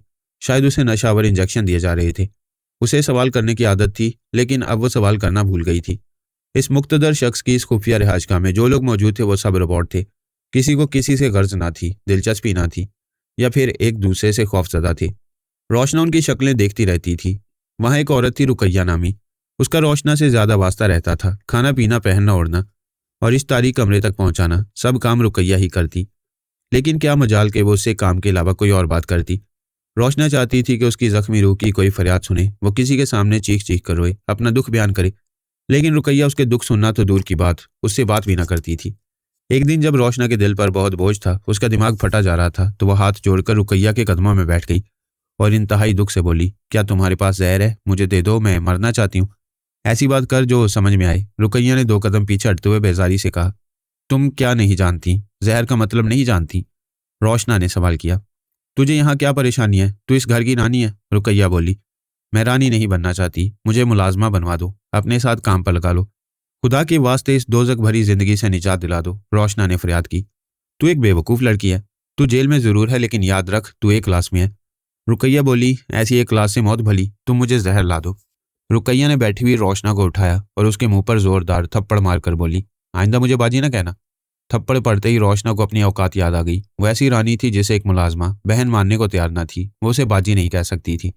रुकैया उसे थप्पड़ मारकर आराम से कमरे से चली गई। जब दरवाजा बंद हो गया तो वो बेड पर किसी शैतान की तरह गिरी और फूट फूट कर रोने लगी। वो जो जिंदगी गुजारी थी उसमें उसकी मर्जी का कोई दखल न था। वो बेबस थी, लेकिन इस जिंदगी से उसे घिन आने लगी थी। उसे अपना वजूद सड़ी हुई लाश लगता था। उसके ज़मीर से तापन उठता था। अब वो मर जाना चाहती थी। रुकैया ने थप्पड़ मारकर उसके दुख को मजीद गहरा कर दिया। वो चाहती तो काले चोर से कहकर उसे थप्पड़ का मजा चखा देती, लेकिन उसे वो सच्ची लगी। वो किसी रखेल की आखिर बाजी क्यों बनती? इस तल्ख जिंदगी का जहर उस पर चढ़ता ही जा रहा था। उसे अपने माँ बाप याद आए, अपना घर, अजीज रिश्तेदार, सहेलियां, बचपन, सब उसकी निगाहों में घूम गया। वो रोती रही और गुजरे वक्त को याद करती रही। वो अपनी जिंदगी को खत्म करने का फैसला कर चुकी थी। उसे कहीं से जहर न मिलेगा, उसका इसे अच्छी तरह अंदाजा हो गया था। उसे हर वक्त कैद रखा जाता था। इस वक्त भी रुकैया उसकी रूह पर थप्पड़ मारकर उसे कमरे में बंद कर गई थी। उसे मालूम था कि वो 2-3 घंटे से पहले कमरे का ताला न खोलेगी, लिहाजा जो कुछ करना था इन्हीं औकात में करना था। उसने तकिए पर रखे दुपट्टे से अपने आंसू पहुंचे और एक अज़म के साथ बेड पर उठकर बैठ गई। उसने सोच लिया था कि क्या करना है। वो बेड से उठी। इस कमरे में एक अलमारी मौजूद थी जिसमें उसके कपड़े रखे थे। उसने अलमारी खोलकर कई शलवारों से कमरबंद खींचे और उन्हें गिरहा बांधकर एक कर लिया और झटका देकर उसकी मजबूती का अंदाजा किया और फिर बेड की तरफ बढ़ी। उसने बेड के साथ खड़े होकर पंखे को देखा जो पूरी रफ्तार से चल रहा था। उसने पंखा बंद किया, कुर्सी उठाकर बेड पर रखी और इस पर चढ़कर कमरबंदों से तैयार होने वाली रस्सी पंखे पर डाली। रस्सी के दोनों सिरे जब उसके हाथ में आ गए तो उसने बल देकर अपनी गर्दन में फंदा कसा और फिर पंजों के बल खड़े होकर दोनों हाथों से रस्सी थामी और कुर्सी को लात मारकर बेड से नीचे गिरा दिया और हाथों से रस्सी छोड़ दी। पंखे से झूलती रोशना को तड़पते देखकर अनारा ने अपनी आंखें बंद कर ली और तड़प कर चीखी, अम्मा बस कर। रानी पंखी ने उसकी चीख सुनकर अपनी मुट्ठी खोली और जल्दी जल्दी कुछ पड़ा और चौथे घर में बैठी अनारा पर फूंक मारी। फूंक मारते ही अनारा के सामने से रोशना की खुदकुशी का दिलखराश मंजर गायब हो गया। उसने गहरी सांस लेकर अपने हवास बहाल किए। चल अंजू, निकल आ चौथे घर से। रानी पंखी ने चांदी का भारी तावीज अपने गले में डाला और साथ में घर से निकल आई। बस में मामूल थकन की वजह से चारपाई पर जा लेटी। अनारा चारपाई पर बैठकर रानी पंखी की टांगें दबाने लगी। रानी पंखी ने अपनी आंखों पर एक हाथ रख लिया और बोली, अंजू देख लिया तूने अपना चौथा घर? हाँ अम्मा, देख लिया। अनारा ने ठंडी सांस लेकर कहा। फिर वही अलमनाक अंजाम? अम्मा, क्या बनाने वाले ने हमें आंसुओं से बनाया? हाँ अंजू, यूं ही समझ ले, रानी पंखी बोली। अम्मा ये बता, वो अंधेरे में अपना मुंह छुपाकर आने वाला शख्स कौन था? अनारा ने पूछा। वो काला चोर था और काले चोर का कोई नाम नहीं होता। रानी पंखी ने हकीकत बयान की। हाँ अम्मा, तू ठीक कहती है, अनारा बोली। अंजू, मैं चाहती हूँ कि तेरे बकिया घर जल्दी जल्दी तुझे दिखा दूं। मुझे अब बग्गा की तरफ से खतरा लायक हो गया है। वो जाने कब क्या कर बैठे। ये तेरे घरों का चक्कर जितनी जल्दी हो सके पूरा हो जाए। अगरचे मुझे घर दिखाने में खासी थकन हो जाती है, लेकिन अब ये काम जल्द करना होगा। अब मैं तुझे कल रात ही 5वां घर दिखाऊंगी, तैयार रहना। अम्मा, मैं हर वक्त तैयार हूँ, तू चाहे तो अभी मुझे 5वें घर ले चल, अनारा पुरजोश होकर बोली। अब इतनी भी उतावली ना हो, मैं कल रात तुझे जरूर 5वां घर दिखाऊंगी। चल ठीक है अम्मा, अनारा ने कहा। और इससे पहले कि रानी पंखी उसे कमरे में ले जाने की हदायत कर दी, अनारा खुद उठ खड़ी हुई। अम्मा, मैं कमरे में जाती हूँ। रानी पंखी की हालत अब बहाल हो चुकी थी। वो उठकर चारपाई पर बैठ गई। तब किसी ने उसकी चारपाई उलट दी और वह धम से ईंटों के फर्श पर आ गिरी। अभी तक आबिर की डॉक्टर एतबार से मुलाकात नहीं हुई थी। ये बात सोनी और डॉक्टर एतबार अच्छी तरह जानते थे कि इस फार्म हाउस से आबिर का वापस जाना मुमकिन न था। इसलिए सोनी ने यहाँ के बारे में जो मालूमात आबिर को दे दी थी, उनकी कोई अहमियत न थी। यही वजह थी कि डॉक्टर एतबार ने सोनी की गिरफ्त न की। बस उसे आबिर के घर वालों से राब्ता कराए जाने पर गुस्सा था। दरअसल वह इस जज्बाती मसले को तुरप के तौर पर इस्तेमाल करना चाहता था। लिहाजा उसने सोनी को तंबीह करके आइंदा इस तरह की हरकत से रोक दिया। लेकिन इतना जरूर हुआ कि आबिर को कैद तन्हाई से निजात मिल गई। अब वो कमरे से बाहर निकल सकता था। ये रेस्ट हाउस 4 कमरों पर मुश्तमिल था। बराबर बराबर एक लाइन में 4 कमरे थे। इन कमरों के सामने बरामदा था। बरामदे के सामने हरा भरा लॉन था और इस लॉन के अतराफ में बाउंड्री वॉल थी। आबिर को इजाजत थी कि वो कमरे से निकलकर लॉन में चहलकदमी कर ले या वहां मौजूद कुर्सियों पर शाम की चाय पी ले, लेकिन इस बाउंड्री वॉल से बाहर जाने की इजाजत न थी। गेट पर सिक्योरिटी गार्ड्स मौजूद थी। एक लेडी गार्ड तो अब भी उसके कमरे के दरवाजे पर हमा वक्त मौजूद रहती थी। आबिर को अंदाजा हुआ कि रेस्ट हाउस के बकिया 3 कमरे खाली थे। एक तो इन कमरों के दरवाजों पर कोई लेडी गार्ड मौजूद न थी। दूसरे, आबिर ने इन कमरों से किसी को बाहर निकलते ना देखा। आबिर को इस रेस्ट हाउस में कोई तकलीफ ना थी, लेकिन वो अपने घर वालों से बात करना चाहता था। सोनी को भी इस मामले में कोई मुजायका नजर नहीं आता था, लेकिन बॉस ने क्योंकि तंबीह की थी इसलिए वह मोहतात हो गई थी। वो आबिर को मुख्तलिफ बहानों से टाल दिया करती। लेकिन जब आबिर ज्यादा ही बजिद हुआ तो उसने डॉक्टर एतबार से बात की। जीजा जी, आबिर अपनी माँ से बात करने के लिए बेचैन है। मैं अब बहाने बना बना के तंग आ चुकी हूँ। आप बताएं क्या करूँ? अभी उसकी बात ना कराना। हमारे पास एक फुल पावर हथियार है। जब तक मैं तजुर्बा न कर लूँ उस वक्त तक रोको। डॉक्टर एतबार ने फैसला सुनाया। फिर बोला, दरअसल मैं चाहता हूँ कि वो तजुर्बे के लिए आमादगी जाहिर कर दे। जब तक बंदा जहनी तौर पर आमादा ना हो, हमारा तजुर्बा कामयाब नहीं हो सकता। तुमने मेरी बात समझ ली? यस जीजा जी, सोनी ने मुस्कुराते हुए कहा। अब मैं चलूं? उसने खड़े होकर डॉक्टर एतबार से हाथ मिलाया और दरवाजे की तरफ बढ़ी। सोनी सुनो, डॉक्टर एतबार ने आवाज दी। यस जीजा जी, सोनी दरवाजे से लौट आई। मैं आज उससे मुलाकात न कर लूं? डॉक्टर एतबार ने उसकी आंखों में देखा। हाँ क्यों नहीं, सोनी ने फौरन कहा। कहाँ मिलेंगे? अभी तो मैं गैर रस्मी मुलाकात चाहता हूँ, रेस्ट हाउस में ही ठीक रहेगी। ठीक है, मैं अरेंज कर देती हूँ। ये बताओ, उसे दवा तो पाबंदी से दी जा रही है? डॉक्टर एतबार ने पूछा। यस जीजा जी, सोनी ने यकीन से कहा। गुड। डॉक्टर एतबार खुश होकर बोला, तुम बड़े काम की चीज हो। नहीं जीजा जी, मैं चीज हूं ना मक्खन। आप अच्छी तरह जानते हैं कि मैं कौन हूँ। बस जैसी भी हूँ आपकी हूँ। सोनी ने एक खास अंदाज से कहा और एक खास अंदाज से चलती हुई कमरे से निकल गई। बेवकूफ, डॉक्टर एतबार के मुंह से बेख्तियार निकला। फिर उसने कुर्सी घुमाई और टेलीफोन ऑपरेटर का नंबर मिलाने लगा। सोनी ने डॉक्टर एतबार से मुलाकात का वक्त ले लिया था, लेकिन उसने आबिर को कुछ ना बताया। वो आधा घंटा कबल उसके कमरे में आ गई थी और हस्बे आदत उसके बेड पर बराजमान थी, जबकि आबिर सामने सोफे पर बैठा था। सोनी जी, मैं आखिर कब तक मेहमान बना रहूंगा? आबिर ने मुस्कुराकर पूछा। जब तक बलाए जान नहीं बन जाते। सोनी फौरन बोली। वैसे आपको यहाँ कोई परेशानी है क्या? मसला यही है कि कोई परेशानी नहीं है, आबिर ने कहा। खा लिया, पी लिया और सो लिया। ज्यादा जी घबराया तो लॉन में टहल लिया। आखिर कब तक? चले फिर ऐसा करते हैं कि आज आपकी मुलाकात डॉक्टर एतबार से कराए देते हैं। उनसे अपना मसला डिस्कस कर लेना, हो सकता है वो कोई हल बता दें। और ये भी, अभी वो बात कर ही रही थी कि उसका मोबाइल फोन बजना शुरू हो गया। सोनी ने बेड से मोबाइल उठाकर स्क्रीन पर नजर डाली। मोबाइल फोन की रिंग बजना बंद हो गई। ये मिस कॉल थी जिसके जरिए सोनी को अलर्ट किया गया था। डॉक्टर एतबार रेस्ट हाउस के अहाते में दाखिल हो रहा था। आप बड़े खुशकिस्मत हैं, सोनी ने हंसते हुए कहा। डॉक्टर साहब तशरीफ ला रहे हैं। ये कहकर सोनी दरवाजे की तरफ बढ़ी और इससे पहले कि दरवाजे पर दस्तक होती उसने दरवाजा खोल दिया। डॉक्टर एतबार बरामदे की सीढ़ियां चढ़ रहा था। उसके पीछे 4 लेडी कमांडोज थीं। आबिर साहब दरवाजे पर आ जाएं। सोनी ने मुड़कर आबिर को मुखातिब किया। जी अच्छा। आबिर तेज तेज चलता खुले दरवाजे पर पहुंचा। उसने अपने सामने एक मासूम सूरत पुरकशिश शख्सियत को पाया। उसे एक नज़र में वो अच्छा लगा। किसी तहकीकी इदारे के सरबराह को ऐसे ही होना चाहिए, उसने सोचा। डॉक्टर एतबार ने सोनी के साथ खड़े आबिर पर एक उचटती सी नजर डाली और सोनी से मुखातिब होकर बोला, मैडम मैं अंदर आ सकता हूँ? सर मोस्ट वेलकम, सोनी ने मौदबाना अंदाज में कहा। सर ये आबिर हैं। ओह अच्छा। डॉक्टर आबिर ने मुस्कुराकर उसकी तरफ हाथ बढ़ाया। कैसे हैं आप? यहाँ आपको कोई परेशानी तो नहीं? नहीं सर, मुझे कोई परेशानी नहीं, मैडम मेरा बहुत ख्याल रखती हैं, आबिर ने हाथ मिलाते हुए कहा। चारों लेडी कमांडोज दरवाजे पर रुक गई थी। सोनी दरवाजा बंद करके पलटी तो डॉक्टर एतबार और आबिर सोफों पर बैठ चुके थे। सोनी डॉक्टर एतबार के साथ कुछ फासला देकर विराजमान हो गई। मिस्टर आबिर, मेरा ख्याल है कि काफी आराम हो गया, हमें कुछ काम करना चाहिए। डॉक्टर एतबार ने बात शुरू की। जी सर जरूर, आबिर ने कहा, मैं हाजिर हूँ। हमें एक तजुर्बे के सिलसिले में आपकी खिदमत दरकार है। यहाँ हम सबसे अलग थलग एक कोने में बैठे इंसानी फलाह बहबूद के लिए काम कर रहे हैं। हमें आप जैसे नौजवानों की सख्त ज़रूरत है जो इस नेक काम में हमारा साथ दे सकें। हमें उम्मीद है कि आप इस सिलसिले में हमारे बेहतरीन मुआविन साबित होंगे। अगर आपकी मुआवनत से हम अपने तजुर्बे में कामयाब हो गए तो आप पर डॉलर्स की बारिश कर दी जाएगी, साथ ही पूरी फैमिली के साथ गैर मुल्की शहरियत अता होगी। यूं समझ लिया आपकी किस्मत बदल जाएगी। डॉक्टर आबिर ने अपनी लच्छेदार गुफ्तगू से ऐसा एतबार बिठाया कि आबिर बेचैन हो उठा। वह पुरजोश अंदाज में बोला, सर मैं आपके साथ हूँ। गुड, हमें आपसे यही उम्मीद थी, डॉक्टर एतबार ने कहा। फिर वो सोनी से मुखातिब होकर बोला, मैडम आबिर का कोई मसला तो नहीं? सर ये अपनी फैमिली से बात करना चाहते हैं, अगर आप इजाज़त दे तो। हाँ हाँ ज़रूर करवाइए, हमारी तरफ से इजाज़त है, लेकिन इन्हें इतना ज़रूर बता दीजिए कि गुफ्तगू हदूद में रहकर की जाए, डॉक्टर एतबार ने तंबीह की। जी सर मैं बता दूंगी, सोनी ने आबिर की तरफ देखते हुए कहा। वैसे मिस्टर आबिर बहुत समझदार हैं, हमसे पूरा ताउन करते हैं। वेरी गुड, डॉक्टर एतबार ने खड़े होते हुए कहा। फिर उसने आबिर से हाथ मिलाया और सोनी से मुखातिब होकर कहा, मैडम ऐसा करें, इन्हें येलो कार्ड इशू करवा दें ताकि ये थोड़ा बाहर निकलें, रेस्ट हाउस की बाउंड्री वॉल में घूम घूम कर तंग आ गए होंगे।